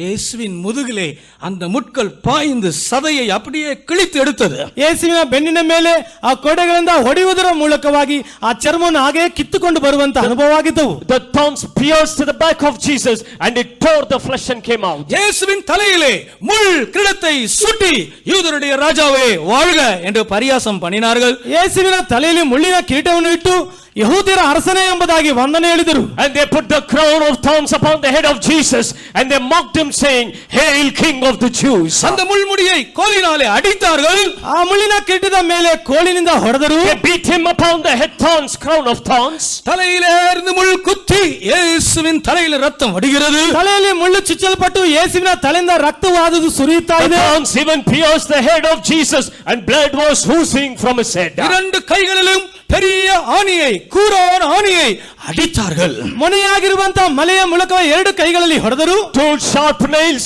were driven through the palms of Jesus. கால்களிலே ஒரு பெரிய ஆணி கடாவப்பட்டது. ಕಾಲಲ್ಲಿ ಕೂಡ ದೊಡ್ಡ ಹಾನಿಯನ್ನು ಹಾಕಲ್ಪಟ್ಟಿತು. Another big nail was sent through the feet of Jesus. அது மட்டுமா, இயேசுவின் விலாவிலே ஈட்டினால் குத்தினார்கள். ಅದು ಮಾತ್ರವಲ್ಲ, ಯೇಸುವಿನ ಪಕ್ಕೆಯನ್ನು ಈಟಿಯಿಂದ ಚುಚ್ಚಿದರು. And this being not enough, they pierced the side of Jesus with a spear. இயேசுவின் சரீரம் குத்தப்பட்டது. ಯೇಸುವಿನ ದೇಹವಾದು ಚುಚ್ಚಲ್ಪಟ್ಟಿತು. The body of Jesus was pierced. தலையிலிருந்து கால் வரையும் குத்தப்பட்டது. ತಲೆಯಿಂದ ಕಾಲುವರೆಗೂ ಚುಚ್ಚಲ್ಪಟ್ಟಿತು. It was pierced even from crown to the soul. ரத்த வெள்ளத்திலே இயேசு தொங்கிக் கொண்டிருக்கிறார். ರಕ್ತದ ಹಾನಿಗಳಲ್ಲಿ ಆತನ ಹಾಗೆ ನೇತಾಡುತ್ತಾ ಇದ್ದಾನೆ. Jesus was seen in a state of a blood bath. எதற்காக இந்த இயேசு தொங்கிக் கொண்டிருக்க வேண்டும்? ಯಾತಕ್ಕಾಗಿ ಯೇಸು ನೇತಾಡುತ್ತಾ Why ಇರಬೇಕು? should this Jesus be hanging around? எதற்காக இயேசு சிலுவையை ரத்தம் சிந்த வேண்டும்? ಯಾತಕ್ಕಾಗಿ ಯೇಸು ಶಿಲುಬೆಯಲ್ಲಿ ರಕ್ತ Why ಸುರಿಯಬೇಕು? should Jesus shed his blood? இயேசுவின் முள் ஏன் அவரை குத்த வேண்டும்? ಯೇಸುವಿನ ಮುಳ್ಳು ಆತನಿಗೆ ಮುಳ್ಳು ಯಾಕೆ ಯೇಸುವನ್ನು ಚುಚ್ಚಬೇಕು? Why should the thorns pierce into Jesus? எந்த மனிதனையும் முள் வேதனைப்படுத்த கூடாது என்ற ஒரே நோக்கத்தோடு அவர் சிலுவையிலே பலியாக மரித்தார். ಯಾವ ಮನುಷ್ಯನನ್ನು ಮುಳ್ಳಾல் ಚುಚ್ಚಿ ವೇದನೆ ಪಡಿಸಕೂಡದು ಎಂಬುದಕ್ಕೋಸ್ಕರವೇ ಯೇಸು ಶಿಲುಬೆಯಲ್ಲಿ ಸತ್ತನು. So that this thorn should not prick man once again.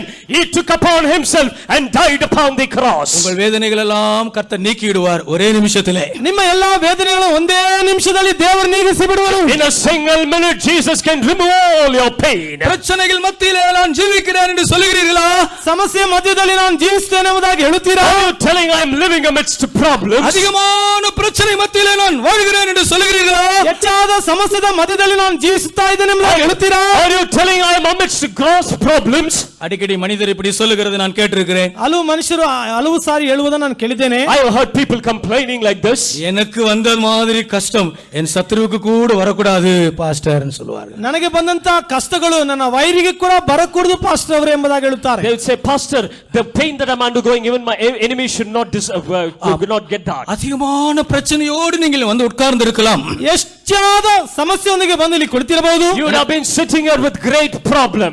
ஆனால் ஒன்று மாத்திரம் நீங்கள் செய்ய வேண்டும். ಒಂದು ಮಾಡಬೇಕು ನೀವು. One thing that you have to do. சிலுவையை நோக்கி பாருங்கள். ಶಿಲುಬೆಯನ್ನು ದೃಷ್ಟಿಸಿ ನೋಡಿರಿ. Behold the cross. ಯೇಸುವಿನ ಕಾಯங்களை நோக்கி பாருங்கள். ಯೇಸುವಿನ ಗಾಯಗಳನ್ನು ಲಕ್ಷ್ಯವಿಟ್ಟು ನೋಡಿರಿ. Behold the wounds of Jesus. நான் ஒரு பாவி என்று அறிக்கை செய்யுங்கள். ನಾನೊಂದು ಪಾಪಿ ಎಂಬುದಾಗಿ ಅರಿಕೆ ಮಾಡಿರಿ. Confess that you are a sinner. என் பாவம் தான் இந்த சாபத்திற்குள்ளாக மாற்றியது என்று சொல்லுங்கள். ಈ ಪಾಪವೇ ನನ್ನನ್ನು ಈ ಶಾಪಕ್ಕೆ ತಂದಿದೆ ಎಂಬುದಾಗಿ ಹೇಳಿರಿ. You say this is the result of the sin that has taken me to curse. இன்றைக்கு இயேசு உங்கள் பிரச்சனைகளை மாற்றுகிறார். ಇಂದು ನಿಮ್ಮ ಸಮಸ್ಯೆಯನ್ನು ಯೇಸು ಮಾರ್ಪಡಿಸುತ್ತಾನೆ. Today Jesus is solving your problems and difficulties. உன் வீட்டில் இருக்கிற சாபத்தை இயேசு மாற்றுகிறார். ನಿಮ್ಮ ಮನೆಯಲ್ಲಿರುವ ಶಾಪವನ್ನು ಯೇಸು ಮಾರ್ಪಡಿಸುತ್ತಾನೆ. Jesus is removing the curse that is in your family. இயேசு உன் குடும்பத்தில் இருக்கிற சாபத்தை நீக்குகிறார். ಯೇಸು ನಿಮ್ಮ ಕುಟುಂಬದಲ್ಲಿರುವ ಶಾಪವನ್ನು ನೀಗಿಸಿ ಬಿಡುತ್ತಾನೆ. Jesus is removing the curse that is in your family. உங்கள் உள்ளம் உடையுமானால், ನಿಮ್ಮ ಹೃದಯ ಒಡೆಯುವುದಾದರೆ, If all your heart would break, உங்கள் கண்கள் கண்ணீரால் நிரம்புமானால், ನಿಮ್ಮ ಕಣ್ಣುಗಳು ಕಣ್ಣೀರಿಂದ ತುಂಬುವುದಾದರೆ, if your eyes could fill with tears, இதோ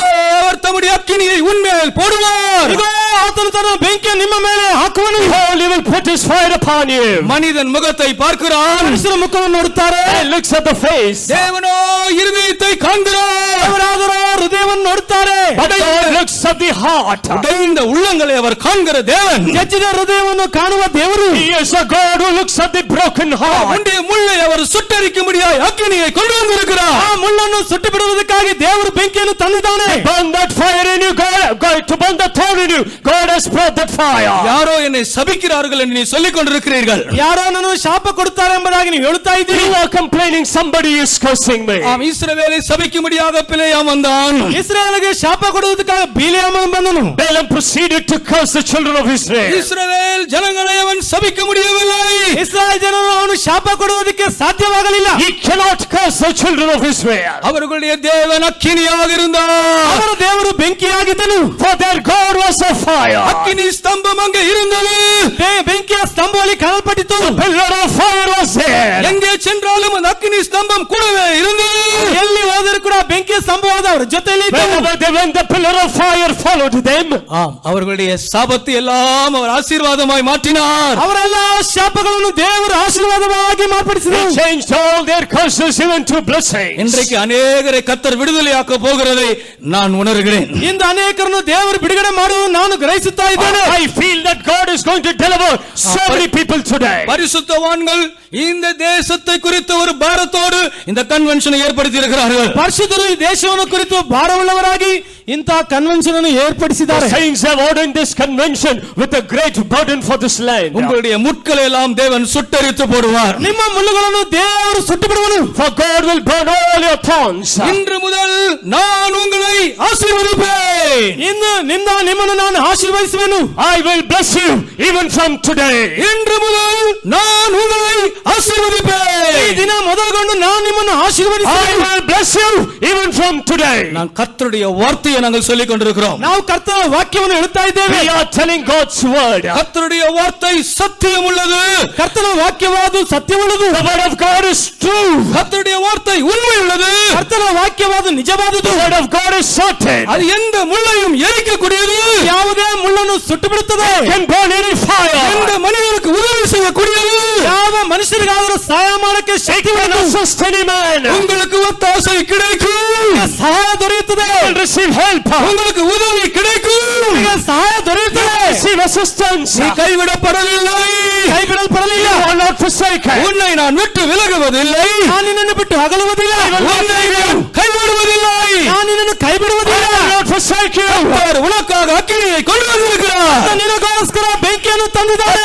It's not fire for you. இதோ அக்கினியை உன்மேல் அவர் போடுகிறார். ನಿನ್ನ ಮೇಲೆ ಬೆಂಕಿಯನ್ನು ಹಾಕುತ್ತಾರೆ. He is sending the fire upon you. குடும்பத்தின் மேல் அக்கினி இறங்குகிறது. ಕುಟುಂಬದ ಮೇಲೆ ಬೆಂಕಿ Fire is sending upon your family. சாபத்தின் வல்லமைகளை சுட்டரிக்கிறார். ಶಾಪದ ಶಕ್ತಿಯನ್ನು ಸುಟ್ಟಾಗುತ್ತಾರೆ. He is taking the curses which are thorns. இயேசுவின் ரத்தம் உன்னை கழுவுகிறது.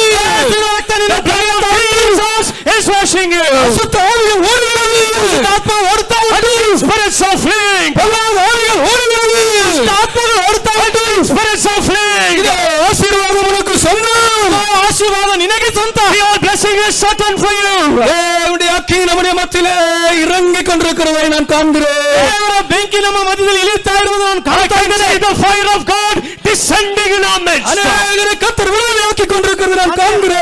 ಅನೇಕರನ್ನು ದೇವರು ಬಿಡುಗಡೆ ಮಾಡುತ್ತಾ ಇರುವುದನ್ನು ಕಾಣುತ್ತಾ ಇದ್ದೇನೆ. I see Jesus delivering many people. ಇಂದಕ್ಕೆ ಅದು ಪಟ್ಟಿ ಇರುகிறது. ಎಂದು ಅದು ಉರಿಯುತ್ತಾ ಉಂಟು. Even today it is flaming. நம்முடைய கர்த்தர் எவ்வளவு நல்லவர். ನಮ್ಮ ಕರ್ತನು ಎಷ್ಟು ಒಳ್ಳೆಯವರು ನೋಡಿರಿ. How good our God is. நம்முடைய கர்த்தர் எவ்வளவு வாக்கு மாறாதவர். ನಮ್ಮ ಕರ್ತನು ಎಷ್ಟು ವಾಗ್ದಾನದಲ್ಲಿ ಮಾರ್ಪಡದ ಕರ್ತನು. You see our God is unchanging in his promises. நீங்கள் இந்த உலகத்திலே தேவனையே நம்பியிருக்கிறீர்கள். ನೀವು ಈ ಲೋಕದಲ್ಲಿ ದೇವರನ್ನು ಮಾತ್ರ ನಂಬಿದಿರಿ. You are just trusting God in this world. இயேசுவை தவிர வேறு யாரையும் நீங்கள் நம்பவே இல்லை. ಯೇಸುವನ್ನು ಬಿಟ್ಟು ಬೇರೆ ಯಾರ ಮೇಲೆ ನೀವು ನಿರೀಕ್ಷೆ ಇಡಲಿಲ್ಲ. You have not put your trust on any man except God. முழு பலத்தோடு உன் பக்கத்தில் அவர் இருக்கிறார். ಇಡೀ ಶಕ್ತಿಯೊಂದಿಗೆ ಆತನ ಪಕ್ಕದಲ್ಲಿದ್ದಾನೆ. With his might he is standing even next to you. நெரிஞ்சல்களை எனக்கு விரோதமாய் கொண்டு வருபவன் யார்? ಮುಳ್ಳುಗಳು ಆ ಪದಗಳನ್ನು ನನಗೆ ವಿರೋಧವಾಗಿ ತರುವವನು ಯಾರು? There is someone who can bring prayers against me. முள்ளுகளை எனக்கு விரோதமாய் யுத்தத்துக்கு கொண்டு வருகிறவன் யார்? ಮುಳ್ಳುಗಳು ನನಗೆ ವಿರೋಧವಾಗಿ ಇದಕ್ಕೆ ತರುವವನು ಯಾರು? Who can bring thorns against me in battle? அவைகளை நான் கொளுத்து விடுவேன். ಅವುಗಳನ್ನು ನಾನು ಸುಟ್ಟು ಬಿಡುವೆನು. I will destroy them. அவைகளை நான் சுட்டரிப்பேன். ಅವುಗಳನ್ನು ಸುಟ್ಟು I ಬೆಂಕಿಯಾಗಿ will burn ಮಾರ್ಪಡಿಸುವೆನು. them. தேவனுடைய அக்கினி அது எவ்வளவு வல்லமையுள்ள அக்கினியா இருக்கிறது. ದೇವರ ಬೆಂಕಿಯಾದ ಎಷ್ಟು ಶಕ್ತಿ ತುಂಬಿದಾಗಿದೆ. You see, this is the power of God and how powerful it is. இரண்டாவதாக ஒரு முள்ளை பற்றி உங்கள் மத்தியிலே எடுத்து காண்பிக்க விரும்புகிறோம். ಎರಡನೇದಾಗಿ ಇನ್ನು ಮತ್ತೊಂದು ಮುಳ್ಳನ್ನು ನಿಮ್ಮ ಮಧ್ಯದಲ್ಲಿ ತೋರಿಸಲು ಬಯಸುತ್ತೇವೆ. Secondly, we want to also introduce another fire before you. முள். Another thorn before you. இரண்டாம் கொரிந்தியரின் புஸ்தகம் 2 ಕೊರಿಂಥ ಬರೆದ ಪತ್ರಿಕೆ Book of 2 Corinthians, 12ஆம் அதிகாரம் 12ನೇ ಅಧ್ಯಾಯ chapter 12 7ஆம் வசனம். 7ನೇ ವಚನ. and verse 7. அன்றியும் எனக்கு வெளிப்படுத்தப்பட்டவைகளுக்குரிய மேன்மை நிமித்தம் நான் என்னை உயர்த்தாதபடிக்கு என் மாம்சத்திலே ஒரு முள் கொடுக்கப்பட்டிருக்கிறது. என்னை நான் உயர்த்தாதபடிக்கு அதை என்னை குட்டும் சாத்தானுடைய தூதனா இருக்கிறது. ಈ ಕಾರಣದಿಂದಲೂ ನನಗೆ ತಿಳಿಸಲ್ಪಟ್ಟ ರಹಸ್ಯಗಳು ಬಹು ವಿಶೇಷವಾಗಿರುವುದರಿಂದಲೂ ನಾನು ಹೊಗಳಿಕೊಳ್ಳದೆ ಸುಮ್ಮನಿರುತ್ತೇನೆ. ನಾನು ನನ್ನನ್ನು ಅತಿಶಯವಾಗಿ ಹೆಚ್ಚಿಸಿಕೊಳ್ಳಬಾರದೆಂದು ಒಂದು ಶೂಲ ನನ್ನ ಶರೀರದಲ್ಲಿ ನಾಟಿದೆಯೋ ಎಂಬಂತೆ ನನ್ನ ಗುದ್ದುವುದಕ್ಕೆ ಸೈತಾನನ ದೂತರಲ್ಲಿ ಒಬ್ಬನು ನನ್ನ ಬಳಿಗೆ ಕಳುಹಿಸಲ್ಪಟ್ಟನು. And lest I should be exalted above measure through the abundance of the revelations, there was given to me a thorn in the flesh, the messenger of Satan to buffet me, lest I should be exalted above measure. பரிசுத்த பவுல் தன் வாழ்க்கையிலே தன்னை குத்தி கொண்டிருந்த ஒரு முள்ளை பற்றி சொல்லுகிறார். ಸಂತ ಪೌಲನು ತನ್ನನ್ನು ಚುಚ್ಚುತ್ತಾ ಇರುವ ಅಂತ ಮುಳ್ಳನ್ನು ಕುರಿತು ಹೇಳುತ್ತಾನೆ. Yes, Saint Paul is talking about a thorn that was pricking him. இந்த முள் என்று சொல்லுகிறது அவருடைய சரீரத்தில் இருந்த ஒரு பலவீனம் என்று வேதத்தை ஆராய்ச்சி செய்கிறவர்கள் சொல்லுகிறார்கள். ಈ ಮುಳ್ಳ ಎಂಬುದಾಗಿ ಹೇಳುವಂತದ್ದು ಅವರ ಶರೀರದಲ್ಲಿ ಇರುವಂತ ಬಲಹೀನತೆ ಎಂಬುದಾಗಿ ವೇದ ಪಂಡಿತರು ಹೇಳುತ್ತಾರೆ. The Bible scholars interpret that this thorn is one of a weakness that was seen in the body of Saint Paul. பரிசுத்த பவுல் மாத்திரமல்ல, இந்த உலகத்தில் இருக்கிற எல்லாருடைய பிரச்சனையும் வியாதியாக இருக்கிறது. ಸಂತ ಪೌಲನ ಅನುಭವ ಮಾತ್ರವಲ್ಲ, ಈ ಲೋಕದಲ್ಲಿರುವ ಎಲ್ಲಾ ದೇವಜನರ ಒಂದು ಬಲಹೀನತೆ ರೋಗವಾಗಿದೆ. And not only in the life of Saint Paul, one great problem in life of humanity is sickness. மனிதனை அடிக்கடி அந்த முள் குத்திக்கொண்டே இருக்கிறது. ಮನುಷ್ಯನನ್ನು ಆಗ ಆಗ ಮುಳ್ಳು ಚುಚ್ಚುತ್ತಾ ಉಂಟು. And this is a thorn that keeps pricking man quite often. சிலர் நீண்ட நாட்களாக வியாதினால் கஷ்டப்பட்டு கொண்டிருக்கிறீர்கள். ಕೆಲವರು ಬಹು ದಿನದಿಂದ ರೋಗದಿಂದ ಬಹಳ ಕಷ್ಟಪಡುತ್ತಾ ಇದ್ದೀರಿ. Some of you here have been sick for a long period of time. ஆம், உங்களுடைய எல்லா முயற்சிகளிலும் நீங்கள் தோல்வி அடைந்து இங்கே வந்திருக்கிறீர்கள். ನಿಮ್ಮ ಎಲ್ಲಾ ಪ್ರಯತ್ನಗಳಿಂದ ನಿಷ್ಫಲರಾಗಿ ಇಲ್ಲಿ ನೀವು ಬಂದಿದ್ದೀರಿ. You have tried all your means, you have failed, and that's how you come here. ஆனால் கர்த்தர் உங்களை குணமாக்குவார் என்று நம்பி இந்த கன்வென்ஷன் கூட்டத்திற்கு வந்திருக்கிறீர்கள். ಕರ್ತನು ನನ್ನನ್ನು ಸೌಖ್ಯಪಡಿಸುವೆಂಬಂತ ನಿರೀಕ್ಷೆ ಆತನ ಮೇಲೆ ಇಟ್ಟು ಈ ಕನ್ವೆನ್ಷನ್ಗೆ ಬಂದಿದ್ದೀರಿ. Believing that God will heal you, you have come to this convention. ஆம், அக்கினியை பூமியின் மேல் போடும்படியாக நான் வந்தேன்.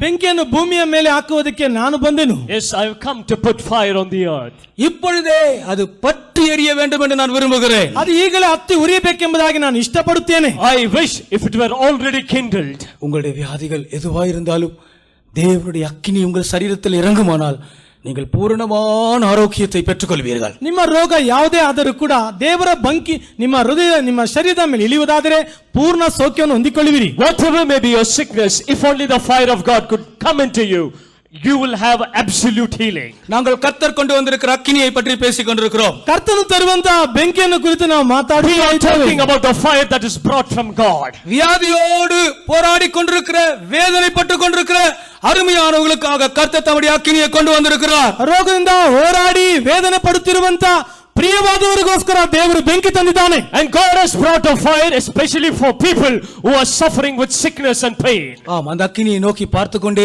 இருங்கள். ಆ ಬೆಂಕಿಯನ್ನು ಲಕ್ಷ್ಯ ಬಿಟ್ಟು ನೋಡ್ತಾ ಇರಿ. Now you keep looking at that fire. ஆம், அந்த அக்கினி உங்கள் மேல் இறங்கும். ಹೌದು, ಆ ಬೆಂಕಿ ನಿಮ್ಮ ಮೇಲೆ ಇಳಿಯುತ್ತದೆ. Yes, that fire will descend upon you. இந்த முதல் கூட்டத்திலேயே அந்த அக்கினி உங்கள் மேல் இறங்கும். ಈ ಪ್ರಥಮ ಕೂಟದಲ್ಲೇ ಆ ಬೆಂಕಿ ನಿಮ್ಮ ಮೇಲೆ ಇಳಿಯುತ್ತದೆ. In this first day meeting, that fire shall descend upon you. உங்களுடைய வியாதியின் வல்லமைகளை அந்த அக்கினி சுட்டெரிக்கும். ನಿಮ್ಮ ರೋಗದ ಮುಳ್ಳನ್ನು ಆ ಬೆಂಕಿ ಅದು ಸುಟ್ಟು ಬಿಡುತ್ತದೆ. This fire will burn the power of your sickness. சிலர் வியாதி வந்ததினால் அவர்கள் இந்த உலகத்திலே வாழ விருப்பம் இல்லாமல் இருக்கிறார்கள். ಕೆಲವರು ರೋಗ ಬಂದಿದ್ದರಿಂದ ಈ ಲೋಕದಲ್ಲಿ ಜೀವಿಸುವುದಕ್ಕೆ ಇಷ್ಟವಿಲ್ಲದವರಾಗಿದ್ದಾರೆ. Some people have lost interest in living in this world because of the sickness that's in them. ஒரு மனிதர் ஒரு பக்தியுள்ள ஒரு மனிதனை எனக்கு தெரியும். ಒಂದು ಭಕ್ತನಾದ ಮನುಷ್ಯನನ್ನು ಕುರಿತು ನನಗೆ ಗೊತ್ತುಂಟು. I know a very godly man, அருமையான விசுவாசி. ಅಂದವಾದ ಒಂದು ವಿಶ್ವಾಸಿಯವರು, a very good believer. அவருக்கு பயங்கரமான ஒரு வயிற்று வலி. ಅವರಿಗೆ ಭಯಂಕರವಾದ ಒಂದು ಹೊಟ್ಟೆ ನೋವು. He had severe stomach pain. அந்த வயிற்று வலி வந்தால் அப்படியே ரூம் எல்லாம் புரண்டு புரண்டு புரண்டு புரண்டு வேதனைப்படுவார், துடித்து போவார். ಹೊಟ್ಟೆ ನೋವು ಬಂದ ಕೂಡ ರೂಮ್ ಎಲ್ಲ ಉರುಳುತ್ತಾ ಬಹಳ ವೇದನೆಗೊಂಡು ಪ್ರಲಾಪಿಸುವರಾಗಿದ್ದರು. Whenever he gets this pain, he will roll in the house on the floor because of that severity of that pain.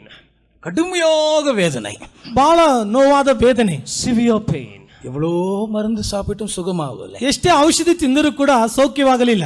Whatsoever, so much of medicine he has taken, but still it's not healed. அந்த வேதனை வந்துட்டா பயங்கர பயம். ಆ ವೇದನೆ ಬಂದರೆ ಬಹಳ ಭಯ. Even at the thought of that pain, he will have fear.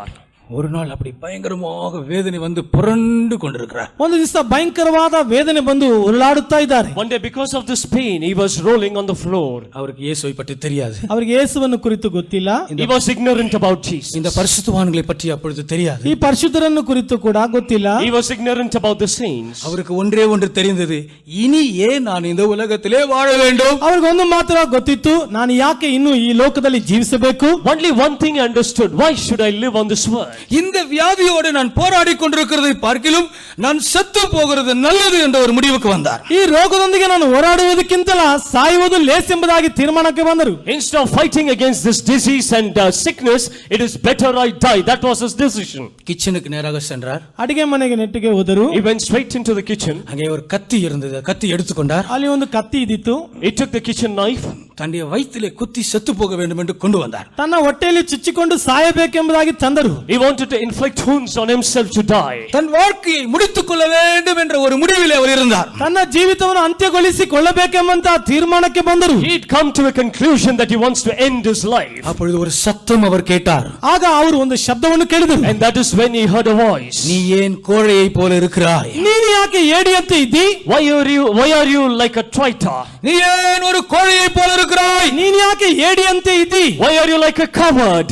அந்த கத்தியை வைத்து விட்டார். ತಕ್ಷಣವೇ ಕತ್ತಿಯನ್ನು He ಇಟ್ಟುಬಿಟ್ಟರು. threw the knife. திரும்பி பார்த்தார். ತಿರುಗಿ ನೋಡಿದರು. He turned back. சுற்றி பார்த்தார். ಸುತ್ತು ನೋಡಿದರು. He looked round about. யாரும் இல்லை. ಯಾರೂ ಇಲ್ಲ. None was there. இது யார் சத்தம்? ಯಾರ ಶಬ್ದ? Whose voice is இது this? யார் சத்தம்? ಇದು ಯಾರ ಶಬ್ದ? Who is this? என்னோட பேசினது யார்? ನನ್ನೊಂದಿಗೆ ಮಾತಾಡಿದ್ದು ಯಾರು? Who spoke to me? தனக்கு தெரிந்த நண்பர்களிடத்தெல்லாம் சொல்லி பார்த்தார். ತನಗೆ ತಿಳಿದಂತ ಸ್ನೇಹಿತರ ಬಳಿಗೆ ಹೇಳಿದರು. He told this incident to his friends.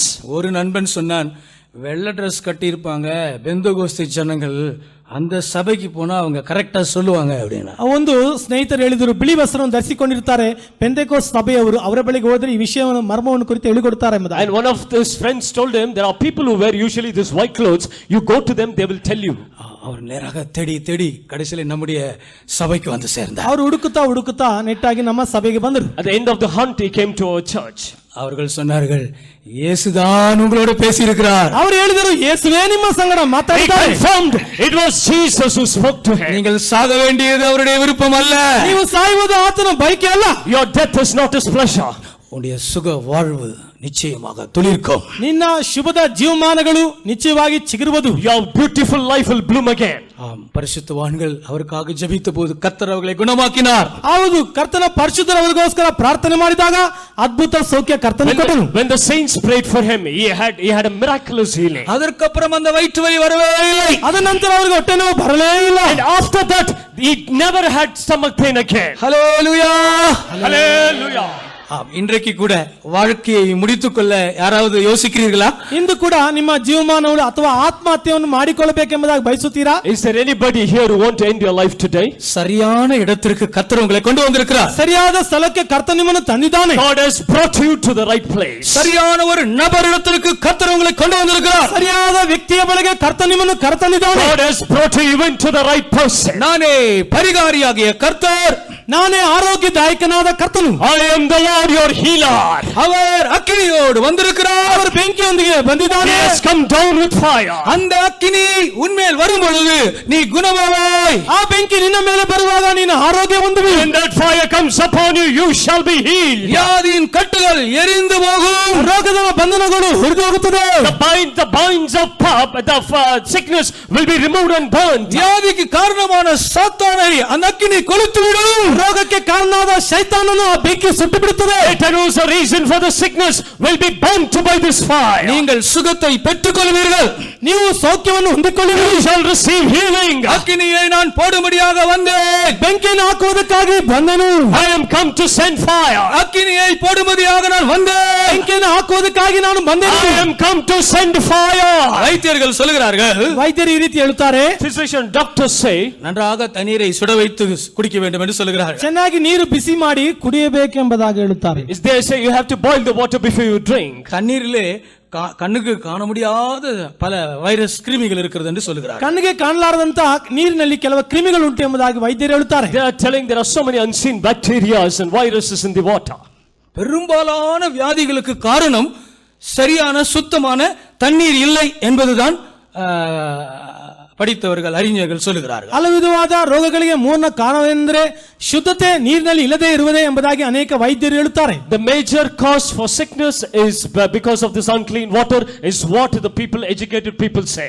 அக்கினி எரியும் பொழுது, சாதாரண நெருப்பு எரியும் பொழுது அந்த தண்ணீரில் இருக்கிற கிருமிகள் எல்லாம் செத்து போகிறது. ಸಾಧಾರಣವಾದ ಬೆಂಕಿ ಉರಿಯುವಾಗ ಆ ನೀರಿನಲ್ಲಿರುವಂತಹ ಕ್ರಿಮಿಗಳೆಲ್ಲ ಸತ್ತು ಹೋಗುತ್ತದೆ. You see, even when an ordinary fire is burnt, the bacteria that are in the water, they get burnt off. பூமிக்குரிய அக்கினிக்கே வியாதியின் கிருமிகளை எரிக்கக்கூடிய சக்தி இருப்பது உண்மையானால், பரலோகத்தில் இருக்கிற வருகிற அக்கினிக்கு உன் சரீரத்தில் இருக்கிற வியாதியின் கிருமிகளை சுட்டரித்து போட அதிகாரம் இல்லையா?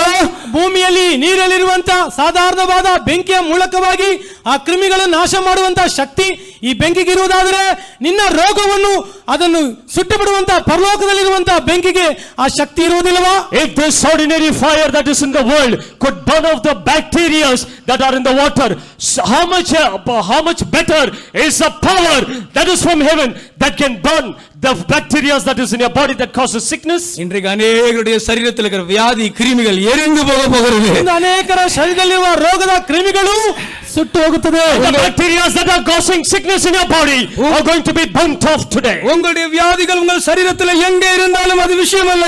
கர்த்தருடைய அக்கினி அந்த கிருமிகளை எரித்து போட்டுவிடும். ನಿಮ್ಮ ರೋಗ ನಿಮ್ಮ ಶರೀರದಲ್ಲಿ ಯಾವ ಭಾಗದಲ್ಲಿದೆ ಅದು ವಿಷಯವಲ್ಲ. ಕರ್ತನ ಬೆಂಕಿ ಆ ರೋಗದ ಕ್ರಿಮಿಯನ್ನು ಸುಟ್ಟು ಬಿಡುತ್ತದೆ. No matter where the sickness is in your body and which part of the body it is, however the fire of God is going to burn every bacteria and viruses even in your body. பூமியின் மேல் அக்கினியை நான் போடும்படியாக வந்தேன். ಭೂಮಿಯ ಮೇಲೆ ಬೆಂಕಿಯನ್ನು ಹಾಕುವುದಕ್ಕಾಗಿ ನಾನು ಬಂದೆನು. I have come to put fire even upon the earth. இப்பொழுதே அது பற்றி எரிய வேண்டும் என்று விரும்புகிறேன். ಈಗಲೇ ಹತ್ತಿ ಉರಿಯಬೇಕೆಂಬುದಾಗಿ ಬಯಸುತ್ತೇನೆ. I expect it to burn and get the cause fire even now. இன்னொரு முல்லை கூட வாசிப்போம். ಮತ್ತೊಂದು ಮುಲ್ಲನ್ನು ಕೂಡ ಓದುವ. Let us read about another thorn. ஓசியாவின் புத்தகம் 2ஆம் அதிகாரம் ಓಶಿಯನ ಪುಸ್ತಕ 2ನೇ ಅಧ್ಯಾಯ Book of Hosea chapter 2 6ஆம் வசனத்தை வாசிக்கலாம். 6ನೇ ವಚನವನ್ನು ಓದೋಣ. and read the 6th verse. ஆகையால் இதோ நான் உன் வழியை முள்ளுகளினால் அடைப்பேன், அவள் தன் பாதைகளை கண்டுபிடிக்க கூடாதபடிக்கு மதிலை எழுப்புவேன். ಹೀಗಿರಲು ಆಹಾ, ನಾನು ಅವಳ ದಾರಿಗೆ ಮುಳ್ಳು ಬೇಲಿ ಹಾಕುವೆನು, ಬೇಕು ಬೇಕಾದ ಹಾದಿಗಳನ್ನು ಹಿಡಿಯದಂತೆ ಅವಳಿಗೆ ಅಡ್ಡಗೋಡೆ ಕಟ್ಟುವೆನು. Therefore, behold, I will hedge up thy way with thorns, and make a wall, that she shall not find her paths. உன் வழியை முள்ளுகளினால் நான் அடைத்து விடுவேன். ನಿನ್ನ ಹಾದಿಗಳನ್ನು ಮುಳ್ಳಿನ ಮೂಲಕವಾಗಿ ಅಡ್ಡ ಮಾಡುವೆನು. I will edge up your way with thorns. மதிலை நான் எழுப்புவேன். ಗೋಡೆಯನ್ನು ಕಟ್ಟುವೆನು. And I will make a wall. ஆம், முன்னேற முடியாது. ನೀನು ಮುಂದುವರಿಯುವುದಕ್ಕೆ ಆಗೋದಿಲ್ಲ. You can't progress. ஆம், 2 சகோதரர்கள் இருந்தார்கள். 2 ಸಹೋದರರು ಇದ್ದರು. There were 2 brothers. இருவருக்குள்ளும் எல்லை தகராறு வந்து விட்டது. ಅವರ ಇಬ್ಬರಲ್ಲಿ ಮೇರೆಯ ಅದು ಸಮಸ್ಯೆ ಬಂದು They had problem with their borders or landmark. ஒரு சகோதரன் சொல்கிறான், என் வழியா நீ போக கூடாது. ಒಂದು ಸಹೋದರನು ಹೇಳುತ್ತಾನೆ, ನನ್ನ ಹಾದಿಯಾಗಿ ನೀನು ಹೋಗಕೂಡದು. One brother said, you should not pass my land away. காலையில எந்திரிச்சு பார்த்தா முள்வேலி இருக்கு. ಬೆಳಗ್ಗೆ ಎದ್ದು ನೋಡಿದ ಕೂಡಲೇ ಮುಳ್ಳಿನ ಬೇಲಿ ಹಾಕಿದ್ದಾರೆ. And morning he saw there was a hedge that was built with the stones. வழி அடைக்கப்பட்டு விட்டது. ಮಾರ್ಗವಾದು ತಡೆ ಮಾಡಲ್ಪಟ್ಟಿದೆ. The way was blocked. உங்களுடைய வாழ்க்கையிலும் கூட இப்படி பலவிதமான முள் வேலியினால் உங்களுடைய முன்னேறுகிறதான வழியை ಅಡೈಕಪಟ್ಟಿರುವುದೈ ನೀವು ಉಣರ್ವೀர்கள். ನಿಮ್ಮ ಜೀವಮಾನದಲ್ಲಿ ಕೂಡ ನೀವು ಮುಂದುವರಿಯದಂತೆ ಮುಳ್ಳುಗಳು ಅಡ್ಡಿಯಾಗಿರುವುದನ್ನು ನೀವು ಗ್ರಹಿಸಬಹುದು. Even in your life you can also feel and see that as you can see the thorns are making a block before you that you cannot progress. ஆவிக்குரிய ஜீவியத்திலே நீங்கள் முன்னுக்கு செல்ல விரும்புகிறீர்கள். ಆತ್ಮಿಕ ಜೀವಿತದಲ್ಲಿ ಮುಂದುವರಿಯುವುದಕ್ಕೆ ಬಯಸುತ್ತೀರಿ. You want to progress in your spirituality. ஆனால் பல நேரங்களிலே முள்ளினால் அது அடைக்கப்பட்டிருக்கிறதை நீங்கள் காண்கிறீர்கள். ಹಲವು ಸಮಯಗಳಲ್ಲಿ ಮುಳ್ಳಿನ ಮೂಲಕವಾಗಿ ತಡೆಯಾಗಿರುವುದನ್ನು ಕಾಣಬಹುದು. And you also see many times it has been blocked by thorns. உங்களுடைய தொழிலிலே உங்களுடைய வியாபாரத்திலே நீங்கள் முன்னேற முடியாய் பிரயாசப்படுகிறீர்கள். ನಿಮ್ಮ ಉದ್ಯೋಗದಲ್ಲಿ ನಿಮ್ಮ ವ್ಯಾಪಾರದಲ್ಲಿ ಮುಂದುವರಿಯುವುದಕ್ಕಾಗಿ ಪ್ರಯಾಸ ಪಡುತ್ತೀರಿ. You want to progress and you labor to go forward in your job and to your business. ஆனால் அங்கே ஒரு முள் வேலி இருக்கிறதை நீங்கள் காண்கிறீர்கள். ಆದರೆ ಅಲ್ಲಿ ಒಂದು ಮುಳ್ಳು ಬೇಲಿ ಅಡ್ಡಿಯಾಗಿರುವುದನ್ನು ಕಾಣುತ್ತೀರಿ. But you see a block that is of thorns. ஆம், அவர் முள்ளை அக்கினியாலே சுட்டு எரிக்கிறவர். ಆತನು ಮುಳ್ಳನ್ನು ಬೆಂಕಿಯಿಂದ ಸುಟ್ಟು ಬಿಡುವವನು. He is a God that will burn the thorns with fire. ஆம், அந்த முட்களை எல்லாம் அவர் அக்கினியாலே சுட்டெரித்து உனக்கு திறந்த வாசலை அவர் ஏற்படுத்துகிறார். ಆ ಮುಳ್ಳುಗಳೆಲ್ಲ ಕರ್ತನು ಬೆಂಕಿಯ ಮೂಲಕವಾಗಿ ಸುಟ್ಟು ನಿನಗೆ ತರೆದಿರುವಂತಹ ಹಾದಿಯನ್ನು ಕರ್ತನು And ಸಿದ್ಧಪಡಿಸುತ್ತಾನೆ. God is going to burn all the thorns with this fire and he is going to make an open way before you. ஒருவரும் பூட்டக்கூடாதபடி அவர் திறக்கிறார். ಒಬ್ಬರು ಮುಚ್ಚದಂತೆ ಆತನು ತೆರೆಯುತ್ತಾನೆ. He opens so that nobody can lock it. ஆம், அரசாங்கத்திலிருந்து உனக்கு கிடைக்க வேண்டிய நன்மைகளை அவர் உனக்கு கிடைக்கும்படியாக செய்வார். ಸರ್ಕಾರದಿಂದ ನಿನಗೆ ದೊರೆಯಬೇಕಾದ ಶುಭವನ್ನು ದೊರೆಯುವಂತೆ ಮಾಡುವನು. And the benefits that you have to get from the government, you will enable to get it. அதிகாரிகளிடத்திலிருந்து உனக்கு கிடைக்க வேண்டிய பதவி உயர்வுகளை அவர் உனக்கு கிடைக்கும்படியாக செய்வார். ಅಧಿಕಾರ ಮೂಲಕವಾಗಿ ನಿನಗೆ ಸಿಕ್ಕತಕ್ಕಂತ ಹೆಚ್ಚಳುವಿಕೆ ಅಥವಾ ಪದವಿಗಳನ್ನು ಆತನು ಕೊಡುವಂತೆ ಅನುಗ್ರಹ ಮಾಡುವನು. The official promotions that you are due, you will enable it. எத்தனையோ நாட்களாக அந்த பதவி உயர்வுக்காக நீ காத்துக் கொண்டிருக்கிறாய். ಎಷ್ಟೋ ದಿವಸದಿಂದ ಆ ಪದವಿ ಹೆಚ್ಚಳಿಗೋಸ್ಕರ ನೀನು ಕಾಯುತ್ತಾ You have been waiting for this promotion for a long time. உன்னை விட ஜூனியர் எல்லாம் மேலே சென்று கொண்டிருக்கிறார்கள். ನಿನಗಿಂತ ಕಿರಿಯರಾಗಿರುವವರೆಲ್ಲ ಉನ್ನತ ಪದವಿಗೆ ಹೋಗಿದ್ದಾರೆ. And your juniors are progressing and going above you. ஒரு முள் வேலி உன் வாழ்க்கையில இருக்கிறதை நீ காண்கிறாய். ನಿನ್ನ ಮುಂದೆ ಒಂದು ಮುಳ್ಳಿನ ಬೇಲಿ ಇರುವುದನ್ನು ಕಾಣುತ್ತಾ You ಇದ್ದೀರಿ. see a hedge of thorns before you. எனக்கு யார் உதவி செய்வார்கள் என்று நீ சொல்லுகிறாய். ನನಗೆ ಯಾರು ಸಹಾಯ ಮಾಡುವರು ಎಂಬುದಾಗಿ ಹೇಳುತ್ತಾ You ಇದ್ದೀರಿ. are asking who can help me. உன் நண்பர்கள் உனக்கு உதவி செய்வார்கள் என்று எதிர்பார்த்தாய். ನಿನ್ನ ಸ್ನೇಹಿತರು ನಿನಗೆ ಸಹಾಯ ಮಾಡುತ್ತಾರೆ ಎಂಬುದಾಗಿ ಎದುರು ನೋಡಿದ್ದೀ. You expected your friends to help you. நீ நம்பினவர்கள் உனக்கு உதவி செய்வார்கள் என்று எதிர்பார்த்தாய். ನೀನು ನಂಬಿದವರು ನಿನಗೆ ಸಹಾಯ ದೊರೆಯುವುದೆಂಬುದಾಗಿ ನೀನು ಎದುರು ನೋಡಿದ್ದೀ. You expected people you trusted will help you. ஆனால் உன் வழி அடைபட்டிருக்கிறது. ನಿನ್ನ ಹಾದಿ ತಡೆಯಾಗಿದೆ. But your way is blocked. இதோ அக்கினியோடு கர்த்தர் உனக்காக வந்திருக்கிறார். ಬೆಂಕಿಯೊಂದಿಗೆ ಕರ್ತ ನಿನಗೋಸ್ಕರ ಬಂದಿದ್ದಾನೆ. Oh, behold, God has come for you with அக்கினியை fire. பூமியின் மேல் போடும்படியாக நான் வந்தேன். ಬೆಂಕಿಯನ್ನು ಭೂಮಿಯ ಮೇಲೆ ಹಾಕುವುದಕ್ಕೆ ಬಂದೆನು. I am come to send fire on the earth. அது இப்பொழுதே பற்றி எறிய முடியாது விரும்புகிறேன். ಅದು ಹತ್ತಿ ಉರಿಬೇಕೆಂಬುದಾಗಿ ಬಯಸುತ್ತೇನೆ. I wish it to be kindled now. எந்த தீமையான எண்ணங்களை அக்கினி எரிக்கிறது. ಯಾವುದೇ ವಿಧವಾದ ಕೆಟ್ಟ ಯೋಚನೆಯನ್ನು ಬೆಂಕಿ ಸುಡುತ್ತದೆ. Any evil thought, this fire is able to burn them. இரும்பு கதவு தானாய் திறக்கும். ಕಬ್ಬಿಣದ ಬಾಗಿಲು ತಾನಾಗಿ ತೆರೆಯುತ್ತದೆ. And doors will be opened automatically. வெண்கல கதவுகளை அவர் உடைக்கிறார். ತಾಮ್ರದ ಬಾಗಿಲನ್ನು ಆತನು ಹೊಡೆಯುತ್ತಾನೆ. Breaks the brazen doors for you. இருப்பு தாழ்பால்களை அவர் முறிக்கிறார். ಕಬ್ಬಿಣದ ಹಗಲಿಗಳನ್ನು ಹೊಡೆದು ಬಿಡುತ್ತಾನೆ. Iron bars. செங்கடல் உனக்கு வழி விடுகிறது. ಸಮುದ್ರ ನಿನಗೆ ಮಾರ್ಗ ಕೊಡುತ್ತದೆ. He makes way for you. யோர்தான் பின்னுக்கு போகிறது. ಯೋರ್ದಾನದು ಹಿಂದೆಗೆಯುತ್ತದೆ. Jordan withdraws. தேவ ஜனமே, உன்னை தடை செய்ய ஒரு வல்லமையும் இல்லை. ದೇವ ಜನರೇ, ಶಕ್ತಿಗೆ ಸಾಧ್ಯವಿಲ್ಲ. Oh child of God, there is no power to stop you. அடுத்த அடியை நீ வெற்றிகரமாக வைக்க கர்த்தர் உனக்கு உதவி செய்கிறார். ಮತ್ತೊಂದು ಹೆಜ್ಜೆಯನ್ನು ನೀನು ಜಯವಾಗಿಡುವುದಕ್ಕೆ ದೇವರು ಸಹಾಯ God is ಮಾಡ್ತಾರೆ. helping you so that you step forward with great success. கர்த்தருடைய அக்கினிக்காக நாம் காத்திருப்போமாக. ಕರ್ತನ ಬೆಂಕಿಗೋಸ್ಕರ ನಾವು ಕಾದಿರೋಣ. Let us wait for the fire of God. உங்களை தடை செய்ய ஒரு வல்லமையும் இல்லை பிரியமானவர்களே. ನಿಮ್ಮನ್ನು ಅಡ್ಡಿ ಮಾಡುವುದಕ್ಕೆ ಯಾವ ಶಕ್ತಿಗೂ ಸಾಧ್ಯವಿಲ್ಲ In ಪ್ರಿಯವಾದವರೇ. other words, there is no power that can stop you. Stop you. இன்னொரு முள்ளை கூட நாம் இப்பொழுது காணலாம். ಮತ್ತೊಂದು ಮುಳ್ಳನ್ನು ಕೂಡ ನಾವು ಕಾಣಬಹುದು. We can also see another thorn. இரண்டாம் சாமுவேலின் புஸ்தகம் 2 ಸಾಮುವೇಲ ಬರೆದಂತ ಪುಸ್ತಕದಲ್ಲಿ Book of 2 Samuel, 23 அதிகாரம் 23ನೇ ಅಧ್ಯಾಯ chapter 23, 6 வசனம் 7 வசனம். 6 ಮತ್ತು 7ನೇ ವಚನ ಓದಿರಿ. verses 6 and 7. பேலியானி மக்கள் அனைவருமே கையினால் பிடிக்கப்படக் கூடாததாய் எரிந்து போடப்பட வேண்டிய முள்ளுக்கு சமமானவர்கள். அவைகளை ஒருவன் தொடப்போனால் இருப்பாயுதத்தையும் ஈட்டித்தாங்கையும் கெட்டியாய் பிடித்துக் கொள்ள வேண்டும். அவைகள் இருக்கிற இடத்தில் தானே அக்கினியினால் முற்றும் சுட்டரிக்கப்படும் என்றான். ದುಷ್ಟರು ದೂರಕ್ಕೆ ಬೀಸಾಡಲ್ಪಟ್ಟ ಮುಳ್ಳುಗಳಂತಿರುತ್ತಾರೆ. ಅವುಗಳನ್ನು ಹಿಡಿಯಬೇಕೆಂದಿರುವವನು ಕೈಯಿಂದ ಹಿಡಿಯಲಾರದೆ ಕಬ್ಬಿಣದ ಆಯುಧವನ್ನು ಬರ್ಜೆ ಹಿಡಿಯನ್ನು ಉಪಯೋಗಿಸಬೇಕು. ಅವು ಬಿದ್ದಲ್ಲಿಯೇ ಬೆಂಕಿಯಿಂದ ಸುಟ್ಟು ಹೋಗುವವು. But the sons of Belial shall be all of them as thorns thrust away, because they cannot be taken with hands. But the band that shall touch them must be fenced with iron and the staff of a spear, and they shall be utterly burned with fire in the same place. பேலியாளின் மக்கள் முள்ளுகளுக்கு சமமானவர்களாக இருக்கிறார்கள். ದುಷ್ಟರ ಮಕ್ಕಳು ಮುಳ್ಳಿಗೆ ಸಮಾನವಾಗಿದ್ದಾರೆ. The sons of Belial are like the thorns. உலகத்திலே சில மனிதர்கள் மற்றவர்களுக்கு தீமை செய்கிற மனிதர்களாக இருக்கிறார்கள். ಲೋಕದಲ್ಲಿ ಕೆಲವು ಮನುಷ್ಯರು ಬೇರೆಯವರಿಗೆ ಕೇಡು ಮಾಡುವವರಾಗಿದ್ದಾರೆ. In the world there are some people who always do evil to others. பொல்லாத மனிதர்களாக இருக்கிறார்கள். ದುಷ್ಟ ಮನುಷ್ಯರಾಗಿದ್ದಾರೆ. They are wicked men. உங்களுடைய வாழ்க்கையிலும் கூட அப்படிப்பட்டதான மனிதர்களின் தொந்தரவினால் நீங்கள் பாதிக்கப்பட்டவர்களாக இருக்கலாம். ನಿಮ್ಮ ಜೀವಮಾನದಲ್ಲಿ ಕೂಡ ಅಂತ ದುಷ್ಟ ಮನುಷ್ಯರಿಂದ ಬಾಧಿಸಲ್ಪಟ್ಟವರಾಗಿರಬಹುದು. You also might be one of them who are affected by such kind of a person. போட்டிகள் நிறைந்த உலகத்திலே நாம் வாழ்கிறோம். ಹೋರಾಟ ತುಂಬಿರುವಂತ ಈ ಲೋಕದಲ್ಲಿ ನಾವು ಜೀವಿಸುತ್ತೇವೆ. We are living in a competitive world. நாம் பலவிதமான பொறாமைகள் நிறைந்த உலகத்திலே நாம் வாழ்கிறோம். ಹೊಟ್ಟೆ ಕಿಚ್ಚು ತುಂಬಿರುವಂತ ಲೋಕದಲ್ಲಿ ಜೀವಿಸುತ್ತೇವೆ. We are living in a world that is filled with jealousy. ஆண்டவருடைய நாமத்திற்கு மகிமை உண்டாகட்டும். ದೇವರ ನಾಮಕ್ಕೆ ಮಹಿಮೆ ಉಂಟಾಗಲಿ. Glory be to God. நீங்கள் யாரையாவது பார்த்து பயப்படுகிறீர்களா? ನೀವು ಯಾರನ್ನ ನೋಡಿ ಭಯಪಡುತ್ತೀರಾ? Are you afraid of somebody? அந்த மனிதன் எனக்கு தீமை செய்து விடுவானோ? ಆ ಮನುಷ್ಯ ನಮಗೆ ಕೇಡು ಮಾಡಿ ಬಿಡುತ್ತಾನೋ? Will that person harm me? அந்த மனிதனால் எனக்கு ஆபத்து வருமோ? ಆ ಮನುಷ್ಯನ ಮೂಲಕವೇ ಆಪತ್ತು ಬರುತ್ತದೋ? Will I be harmed by that person? ஆம் பிரியமானவர்களே, அப்படிப்பட்டதான சூழ்நிலையிலே நீங்கள் யாராவது இருப்பீர்களானால் கர்த்தர் சொல்லுகிறார், அப்படிப்பட்டவர்களை கூட அந்த அக்கினியானது சந்திக்கும் என்று சொல்லுகிறார். ಪ್ರಿಯವಾದವರೇ, ಅಂತ ಸ್ಥಿತಿಯಲ್ಲಿ ನಿಮ್ಮಲ್ಲಿ ಯಾರಾದರೂ ಇರುವುದಾದರೆ ಕರ್ತನು ಹೇಳುತ್ತಾರೆ, ಅಂತವರನ್ನು ಕೂಡ ಈ ಬೆಂಕಿ ಸಂಧಿಸುವುದು. If you are victims of such things, God says that fire will also visit them. ஒரு தேவ மனிதன் இருந்தார். ಒಂದು ದೇವ ಮನುಷ್ಯರಿದ್ದರು. There was a man of God. நல்ல ஒரு பிசினஸ் அவருக்கு இருந்தது. ಅವರಿಗೆ ಚೆನ್ನಾದ ಒಂದು ವ್ಯಾಪಾರವಿದ್ದವು. He had a very progressive business. ரொம்ப ஆசீர்வாதமாக இருந்தார். ಬಹಳ ಆಶೀರ್ವಾದವಾಗಿದ್ದರು. He was a very blessed person. ஆனால் அவருக்கு ஒரு பிரச்சனை இருந்தது. ಆದರೆ ಅವರಿಗೆ ಒಂದು ಸಮಸ್ಯೆ ಬಿತ್ತು. And he had a problem. அந்த ஏரியாவிலே ರೌಡಿಗಳ ತೊಂದರೆ ಅಧಿಕமாக இருந்தது. ಅವರು ಇರುವ ವಟ್ಟಾರದಲ್ಲಿ ವಾಸ ಮಾಡುವ ಸ್ಥಳದಲ್ಲಿ ಆ ರೌಡಿಗಳು ಎಂಬಂತ ಗುಂಪು ಕಾಣಲ್ಪಟ್ಟಿತು. He faced problems with rowdies in his area. அவர்கள் கடைக்கு வருவார்கள். ಅವರು ಅಂಗಡಿಗೆ ಬರುತ್ತಾರೆ. They will come to his shop. பணம் கேட்பார்கள். ಹಣ ಕೇಳುತ್ತಾರೆ. They will ask him money.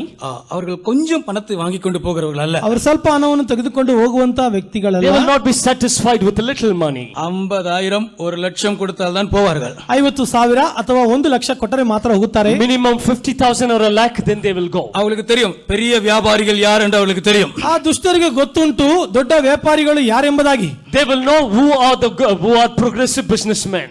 இந்த மனிதன் கொடுக்கிறதுக்கு ரொம்ப கஷ்டம். கஷ்டப்பட்டு சம்பாதிச்ச பணத்தை யார் தான் கொடுப்பாங்க? ಈ ಮನುಷ್ಯರು ಕೊಡುವುದಕ್ಕೆ ಇವರು ಕಷ್ಟಪಟ್ಟ ಹಣವನ್ನು ಯಾರು ತಾನೇ ಸಂತೋಷವಾಗಿ ಕೊಡುತ್ತಾರೆ? Who will give hard-earned money easily to others? கொடுக்கவில்லை என்றாலும் கஷ்டம். ಕೊಡಲಿಲ್ಲವಾದರೂ ಕೂಡ ಕಷ್ಟ. And if he's not giving also, he has to, but there's a problem. அந்த ரோட்ல அவன் நடக்க முடியாது. ಆ ರಸ್ತೆಯಲ್ಲಿ ಇವರು ನಡೆಯುವುದಕ್ಕೆ ಬಿಡೋದಿಲ್ಲ. He can't walk on that road. பயத்தினாலே அவன் வரும்போதெல்லாம் ஒரு அமௌண்ட் கொடுத்து அனுப்பி விடுவார். ಭಯದಿಂದ ತುಂಬಿದವರಾಗಿ ಅವರು ಬರುವ ಸಂದರ್ಭದಲ್ಲ ಒಂದು ಮೊತ್ತವನ್ನು ಕೊಟ್ಟು ಕಳಿಸಿಬಿಡುತ್ತಿದ್ದರು. Because of fear of these people, whenever they come, he used to give some money and send them off. ஒரு நாள் கர்த்தருடைய ஊழியக்காரத்திலே பாஸ்டரிடத்திலே போய் அழுதார். ಒಂದು ಸಾರಿ ಕರ್ತನ ಪಾಲಕರಾದ ಪಾಸ್ಟರ್ ಬಳಿಗೆ ಹೋಗಿ ಅತ್ತರು. He went to the pastor one day and cried. Pastor என் பிசினஸை கர்த்தர் ஆசீர்வதித்திருக்கிறார். ಪಾಲಕರೇ, ನನ್ನ ವ್ಯಾಪಾರವನ್ನು ದೇವರು ಆಶೀರ್ವಾದ ಮಾಡಿದ್ದಾರೆ. Pastor, God has blessed my business. நல்ல வருமானம் எனக்கு கர்த்தர் ಒಳ್ಳೆ தந்திருக்கிறார். ವರಮಾನವನ್ನು ಕೊಟ್ಟಿದ್ದಾರೆ. God has given me good earnings. ஆனா அநியாயமாக போய் கொண்டிருக்கிறது. ಆದರೆ ಅನ್ಯಾಯವಾಗಿ ಈ ರೀತಿ ದೋಚಿಕೊಳ್ಳುತ್ತಾರೆ. But it has been going out in a very unjust way. Pastor நன்றாக ஆவியில் நிறைந்து அவருக்காக ஜெபித்தார். ಪಾಲವರು ಚೆನ್ನಾಗಿ ಆತ್ಮದಲ್ಲಿ ತುಂಬಿ ಅವರಿಗಾಗಿ ಪ್ರಾರ್ಥನೆ ಮಾಡಿದರು. And Pastor filling in the spirit, he prayed for him. ஜெபம் பண்ணி முடிச்ச பிறகு சொன்னார், இனி அவன் உன் கடைக்கு வரமாட்டான் போக அப்படின்னு சொன்னார். ಅವರು ಪ್ರಾರ್ಥನೆ ಮುಕ್ತಾಯವಾದ ನಂತರ ಹೇಳಿದರು, ಇನ್ನು ಮೇಲೆ ಆ ದುಷ್ಟರು ನಿನ್ನ ಅಂಗಡಿಗೆ ಬರುವುದಿಲ್ಲ, ಹೋಗು ಎಂಬುದಾಗಿ ಹೇಳಿದರು. And at the end of the prayer, he said, that man will not come to your shop anymore, he said. காலையில நியூஸ் பேப்பர்ல பார்த்தார். ಬೆಳಗ್ಗೆ ಸುದ್ದಿ ಪತ್ರಿಕೆಯಲ್ಲಿ ಓದಿದರು. Next day morning in the newspaper, இந்நாள் போலீஸ் என்கவுண்டர்ல சுட்டு கொன்றார்கள் என்று ಈ சொல்லப்பட்டது. ಇಂತಹ ವ್ಯಕ್ತಿಗಳನ್ನು ಪೊಲೀಸರು ಸುಟ್ಟು ಕೊಂದರು ಎಂಬುದಾಗಿ ಸುದ್ದಿ ಪತ್ರಿಕೆಯಲ್ಲಿ ಓದಿದರು. the news was such and such person was encountered by the police. அதுதான் தலைப்பு செய்தியாக இருந்தது. ಅದುವೇ ಮುಖ್ಯವಾದ ಮಾತಾಗಿತ್ತು. And believe that was the headline. எந்த மனிதனும் உங்களுக்கு தீமை செய்யவே முடியாது. ಯಾವುದೇ ಮನುಷ್ಯರಾದರೂ ನಿಮಗೆ ಕೇಡು ಮಾಡುವುದಕ್ಕೆ ಸಾಧ್ಯವಿಲ್ಲ. And nobody can harm you.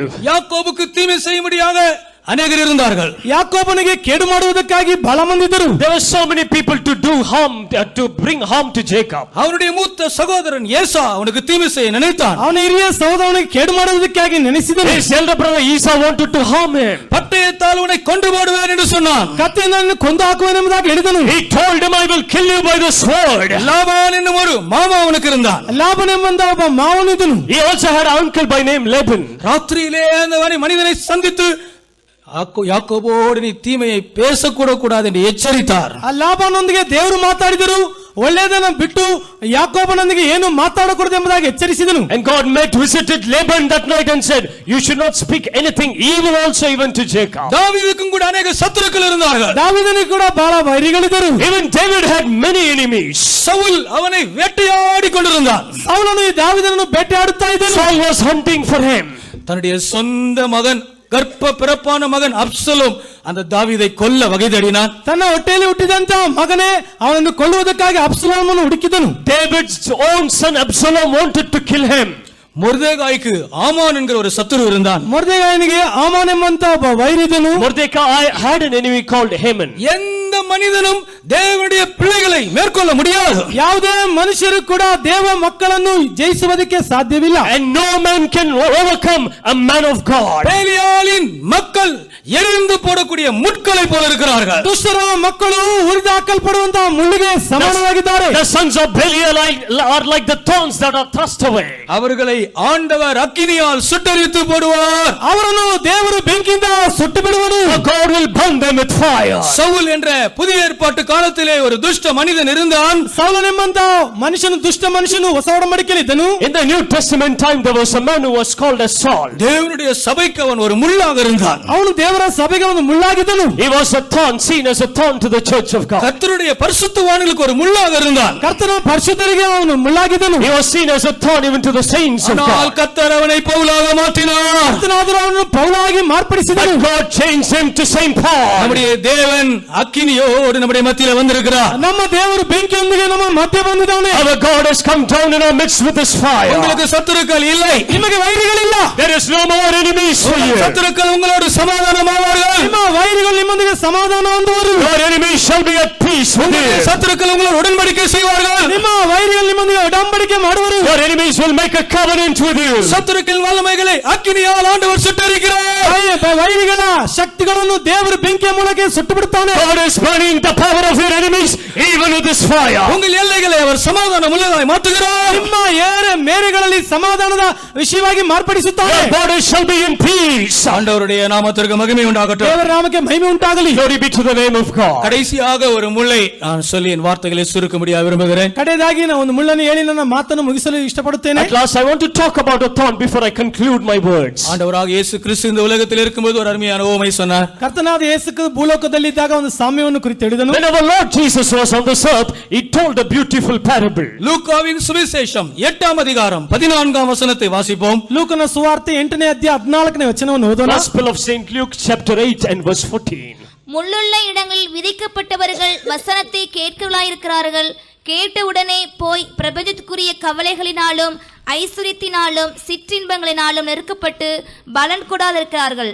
ಬೇರೆ ಕೆಲವರು ವಾಕ್ಯವನ್ನು ಕೇಳಿದ ಮೇಲೆ ಬರಬರುತ್ತಾ ಈ ಜೀವಮಾನದಲ್ಲಿ ಆಗುವ ಚಿಂತೆ ಐಶ್ವರ್ಯ ಭೋಗಗಳಿಂದ ಅಡಗಿಸಲ್ಪಟ್ಟು ಫಲವನ್ನು ಮಾಗಿಸುವುದಿಲ್ಲ. ಇವನೇ ಮುಳ್ಳುಗಿಡಗಳಲ್ಲಿ ಬೀಜ ಬಿದ್ದ ನೆಲವಾಗಿರುವವರು. And that which fell among thorns are they which when they have heard go forth and are choked with cares and riches and pleasures of this life and bring no fruit to perfection. கவலை ஒரு முள்ளாக இருக்கிறது. ಚಿಂತೆ ಒಂದು ಮುಳ್ಳಾಗಿ ಉಂಟು.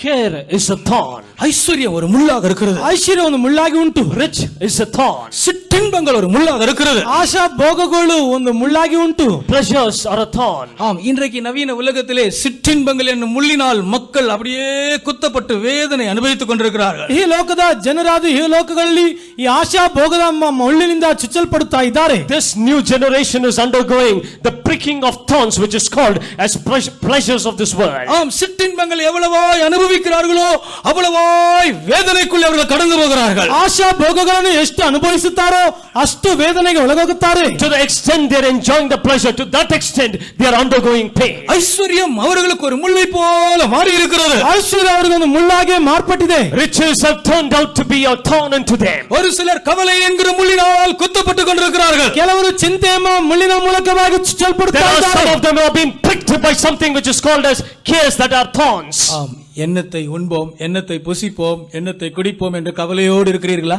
ಏನನ್ನು ಭುಜಿಸುವುದು, ಏನು ಕುಡಿಯುವುದು, ಏನು ಒದ್ದಿಕೊಳ್ಳುವುದು ಎಂಬುದಾಗಿ ಹೇಳಿ ಚಿಂತೆಯೊಂದಿಗಿದ್ದೀರಾ? Are you concerned about what you are going to eat or what you are going to clothe? நாளைக்கு என்ன பண்ணுவேன் என்று கவலைப்படுகிறீர்களா? ನಾಳೆ ಏನು ಮಾಡ್ತೇನೆ ಎಂಬುದಾಗಿ ಚಿಂತೆ Are you ಮಾಡುತ್ತೀರಾ? concerned about tomorrow ahead to what I'm going to do? கடன் பிரச்சனை உங்களுடைய குத்துகிற முள்ளா இருக்கிறதா? ಸಾಲದ ಸಮಸ್ಯೆ ನಿಮ್ಮನ್ನು ಚುಚ್ಚುವ ಮುಳ್ಳಾಗಿದೆಯಾ? Or loans are becoming a thorn in you that are pricking? உங்களுடைய பிள்ளைகளை பற்றிய கவலை உங்களை முள்ளை போல குத்துகிறதா? ನಿಮ್ಮ ಮಕ್ಕಳನ್ನು ಕುರಿತಾದ ಚಿಂತೆ ಮುಳ್ಳಿನ ಪಾದೆಯಲ್ಲಿ Are the ಚುಚ್ಚುತ್ತಾ cares ಇದೆಯಾ? of your children piercing you like thorns? எந்த கவலையோடு நீங்கள் வந்திருந்தாலும் இன்றைக்கு இயேசு அக்கினியோடு வந்திருக்கிறார். ನೀವು ಯಾವುದೇ ಚಿಂತೆಯಿಂದ ಬಂದರೂ ಕೂಡ ಯೇಸು ನಮ್ಮ ಮಧ್ಯದಲ್ಲಿ ಬೆಂಕಿಯಾಗಿ Whatever ಬಂದಿದ್ದಾನೆ. cares you might have come here with, however Jesus has come with fire today. உங்களுடைய இருதயம் லகுவாக மாறும். ನಿಮ್ಮ ಹೃದಯವಾದ ಲಘುವಾಗಿ ಮಾರ್ಪಡುತ್ತದೆ. Your hearts will become a taste. உங்களுடைய இருதயம் வெளிச்சமாய் மாறும். ನಿಮ್ಮ ಹೃದಯ ಬೆಳಕಾಗಿ ಮಾರ್ಪಡುತ್ತದೆ. Your hearts will become brighter. உங்களுடைய இருதயம் சந்தோஷமாய் மாறும். ನಿಮ್ಮ ಹೃದಯ ಸಂತೋಷವಾಗಿ Your hearts ಮಾರ್ಪಡುತ್ತದೆ. will become joyful. அநேகர் பயம் என்னும் முள்ளினால் குத்தப்பட்டு கொண்டிருக்கிறார்கள். ಅನೇಕರು ಭಯ ಎಂಬ ಮುಳ್ಳಿನ ಮೂಲಕವಾಗಿ ಚುಚ್ಚಲ್ಪಡುತ್ತಾ They are ಇದ್ದಾರೆ. being pricked by the thorn that is called as fear. பயம் வேதனையுள்ளது என்று வேதம் சொல்லுகிறது. ಭಯವಾದ ವೇದನೆಯನ್ನು ಉಂಟು ಮಾಡುತ್ತದೆ ಎಂಬುದಾಗಿ Bible ಸತ್ಯವಾಗಿದೆ. says fear brings in pain. பயம் என்னும் முள்ளினால் நீங்கள் குத்தப்பட்டு கொண்டிருக்கிறீர்களா? ಭಯ ಎಂಬ ಮುಳ್ಳಿನ ಮೂಲಕವಾಗಿ ಚುಚ್ಚಲ್ಪಡುತ್ತಾ ಇದೆಯಾ? Are you pierced by fear that is causing you pain? இதோ கர்த்தர் அக்கினியை உனக்கு கொண்டு வந்திருக்கிறார். ಈಗ ಕರ್ತನಿಗೋಸ್ಕರ ಬೆಂಕಿ ತಂದಿದ್ದಾನೆ. Behold, God has brought fire for you. இரவு படுக்கிறாய், நித்திரை வரவில்லை. ರಾತ್ರಿ ಮಲಗುತ್ತಿ ನಿದ್ದೆ ಬರುತ್ತಿಲ್ಲ. You are lying down but you can't sleep. ஏதோ ஒரு கெட்ட சொப்பனம் பார்த்து எழுந்திடுகிறாய். ಏನೋ ಒಂದು ಕೆಟ್ಟ ಕನಸು ನೋಡಿ ಎದ್ದು ಬಿಡುತ್ತಿ. You see a bad dream and wake up.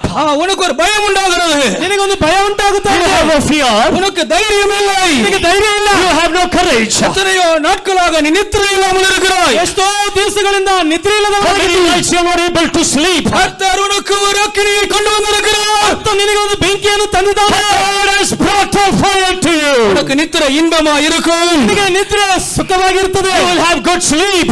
பரலோக தரிசனங்களை காண்பாய். ಲೋಕ ದರ್ಶನ ಕಾಣುವಿ. You will see heavenly visions. பரலோக சொப்பனங்களை காண்பாய். ಲೋಕ ದರ್ಶನ ಕಾಣುವಿ. You will see heavenly dreams. ஆம், நீ ஒரு அந்த முள்ளை எரிக்க முடியும் அக்கினியை கர்த்தர் அனுப்புகிறார். ಆ ಮುಳ್ಳನ್ನು ಸುಟ್ಟು ಬಿಡುವುದಕ್ಕಾಗಿ ಬೆಂಕಿಯನ್ನು ದೇವರು God is ಕಳಿಸುತ್ತಾನೆ. sending you fire to burn that thorn in you.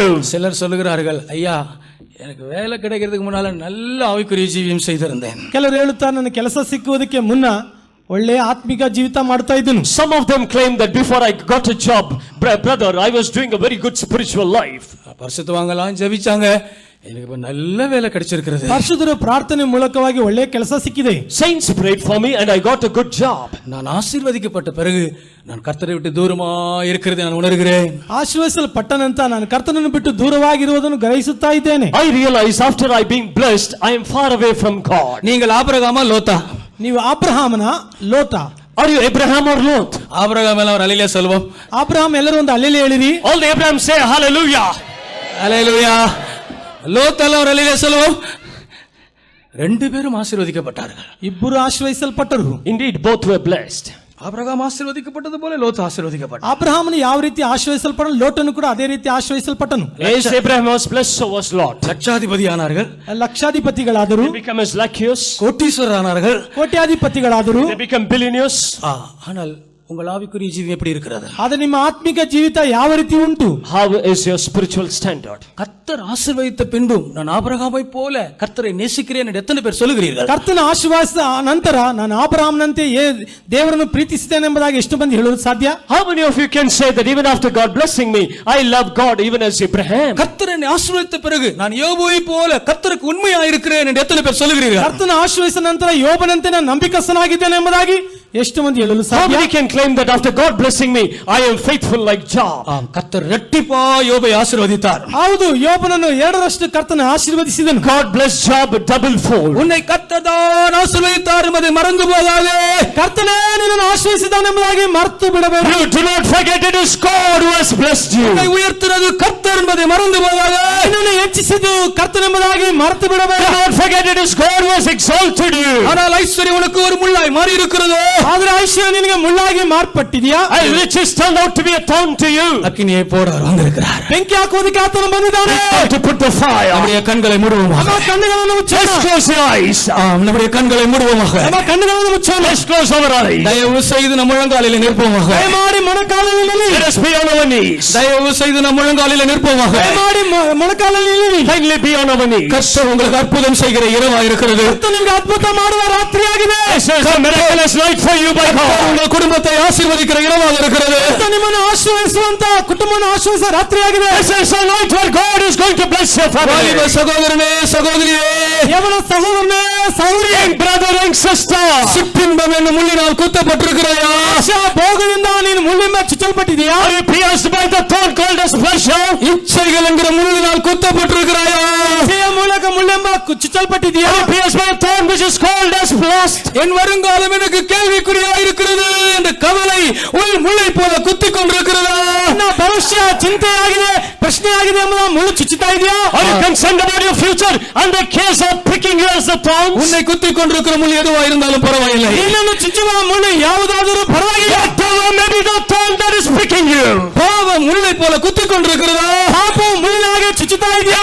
Sin pricking you as a thorn. சாபம் முள்ளை போல குத்திக் கொண்டிருக்கிறதா? ಪಾಪವು ಮುಳ್ಳಿನಾಗೆ ಚುಚ್ಚುತ್ತಾ ಇದೆಯಾ? Curse pricking you as a thorn. வியாதி முள்ளை போல குத்திக் கொண்டிருக்கிறதா? ರೋಗವು ಮುಳ್ಳಿನ ಪಾದವಿ ಚುಚ್ಚುತ್ತಾ ಇದೆಯಾ? Sickness pricking you as a thorn. பயம் முள்ளை போல குத்திக் கொண்டிருக்கிறதா? ಭಯವಾದ ಮುಳ್ಳಿನಾಗೆ ಚುಚ್ಚುತ್ತಾ ಇದೆಯಾ? Fear pricking you as a thorn. அக்கினியை போடும்படியாக வந்தேன். ಬೆಂಕಿಯನ್ನು ಹಾಕುವುದಕ್ಕಾಗಿ Fire. எனக்கு அக்கினி வேணுன்றவங்க உங்கள் கரங்களை உயர்த்தி காண்பியுங்கள். ಬೆಂಕಿ ನನಗೆ ಬೇಕೆಂಬುದಾಗಿ ಒಂದು ಕೈಗಳನ್ನೆತ್ತಿ Fire, put up your hands. எனக்கு வானத்திலிருந்து ஒரு அக்கினி வேண்டும் என்று விரும்புகிறீர்கள், கரங்களை காட்டுங்க. ಆ ಬೆಂಕಿ ಆಕಾಶದೊಳಗೆ ಇಳಿದು ಬರಬೇಕೆಂಬ ಬಯಸಿ ನಿಮ್ಮ ಕೈಗಳನ್ನೆತ್ತಿ. I want fire from heaven. இதோ பரலோகம் கர்த்தர் நம்முடைய கரங்களை பார்க்கிறது. ಪರಲೋಕವು ಕರ್ತನು ನಮ್ಮ ಕೈಗಳನ್ನು ನೋಡ್ತಾ ಇದೆ. Heaven and God are looking at our hands. இஸ்ரவேலின் பரிசுத்தர் நம்முடைய கரங்களை பார்க்கிறார். ಇಸ್ರಾಯೇಲ ಪರಿಶುದ್ಧನಾದ ಕರ್ತನ ಕೈಗಳು ನೋಡ್ತಾನೆ. Holy One of Israel is looking at our hands. இதோ உனக்காக ஒரு அக்கினியை கொண்டு வந்திருக்கிறார். ನಿನಗೋಸ್ಕರ ಬೆಂಕಿ ತಂದು He has got fire even for you. உன்னை ஆசீர்வதிக்க முடியாத அக்கினியை கொண்டு வந்திருக்கிறார். ಆಶ್ರಯಿಸುವುದಕ್ಕಾಗಿ ಬೆಂಕಿ ತಂದಿದ್ದಾನೆ. He has got the fire to bless you. உன்னை விடுதலையாக்க முடியாத அக்கினியை கொண்டு வந்திருக்கிறார். ಬಿಡುಗಡೆ ಮಾಡುವುದಕ್ಕಾಗಿ ಬೆಂಕಿ ತಂದಿದ್ದಾನೆ. Fire to deliver you. இப்பொழுது ಈಗ Even now. இப்பொழுது இப்பொழுது வானம் திறக்கப்படுகிறது நான் காண்கிறேன். ಆಕಾಶ ತರಿಪಡಿಸಿದೆ. வானம் திறக்கப்படுகிறது நான் காண்கிறேன். ಈಗ ಆಕಾಶ ತರಿಪಡಿಸಿದೆ. பயங்கரமான ஒரு அக்கினி இறங்கி வந்து கொண்டிருக்கிறது. ಭಯಂಕರವಾದ ಬೆಂಕಿ ಇರುತ್ತದೆ. Terrible fire is coming N down. ஜனங்களை நான் ஆசீர்வதிக்க வந்திருக்கிறேன். ನನ್ನ ಜನರನ್ನು ಆಶ್ರಯಿಸುವುದಕ್ಕಾಗಿ Bless my people. என் ஜனங்களை நான் ஆசீர்வதிக்க வந்திருக்கிறேன். ಜನರನ್ನು ಆಶ್ರಯಿಸುವುದಕ್ಕೆ ಬಂದಿದ್ದಾನೆ. Come to bless my people. பிள்ளைகளை ஆசீர்வதிக்க வந்திருக்கிறேன். ಮಕ್ಕಳನ್ನು ಆಶ್ರಯಿಸುವುದಕ್ಕೆ ಬಂದಿದ್ದಾನೆ. Come to bless my children. அது பற்றி எரியட்டும். அக்கினி எரிகிறது. ಬೆಂಕಿ ಉರಿತಾ ಉಂಟು. அக்கினி எரிகிறது. ಬೆಂಕಿ ಉರಿತಾ ಉಂಟು. The fire burning. எரிகிறது. ಉರಿತಾ ಇದೆ. கொடுத்துகிறார். ಅದು ಹತ್ತಿಸುತ್ತಾನೆ. கொடுத்துகிறார். ಹತ್ತಿಸುತ್ತಾನೆ. ஒரு வல்லமை நிற்க முடியாது. ಒಂದು ಶಕ್ತಿ ನಿಲ್ಲಲಾರದು. ஒரு வியாதி நிற்க முடியாது. ரோகம் நில்லலாರದು. ஒரு பிரச்சனை நிற்க முடியாது. ಸಮಸ್ಯೆ ನಿಲ್ಲಲಾರದು. difficulties ಕರ್ತனை ಆಶೀರ್ವದಿಸುತ್ತಾರೆ. ಕರ್ತனை ಆಶೀರ್ವದಿಸುತ್ತಾರೆ. blessing you.